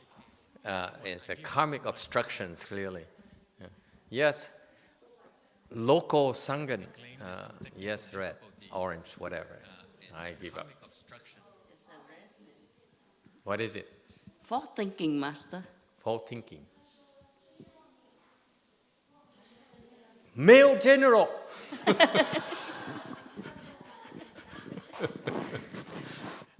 Stop thinking. That's what it means. Đừng suy nghĩ. Cast out falseness. Bỏ cái hư này là đừng suy nghĩ. That's all it means. Okay? Stop thinking. Đừng có suy nghĩ nữa.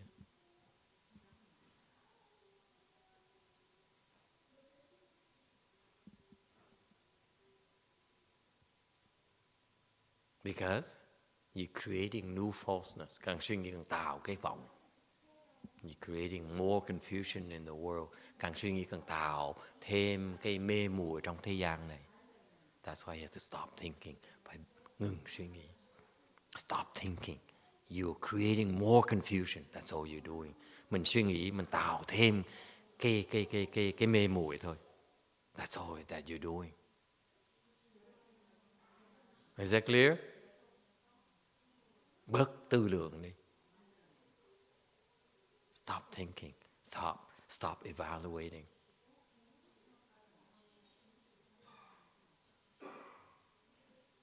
All right? Then, inside and out, there will be penetrating brightness. Lúc đó, trong ngoài, nó đều sáng chiếu.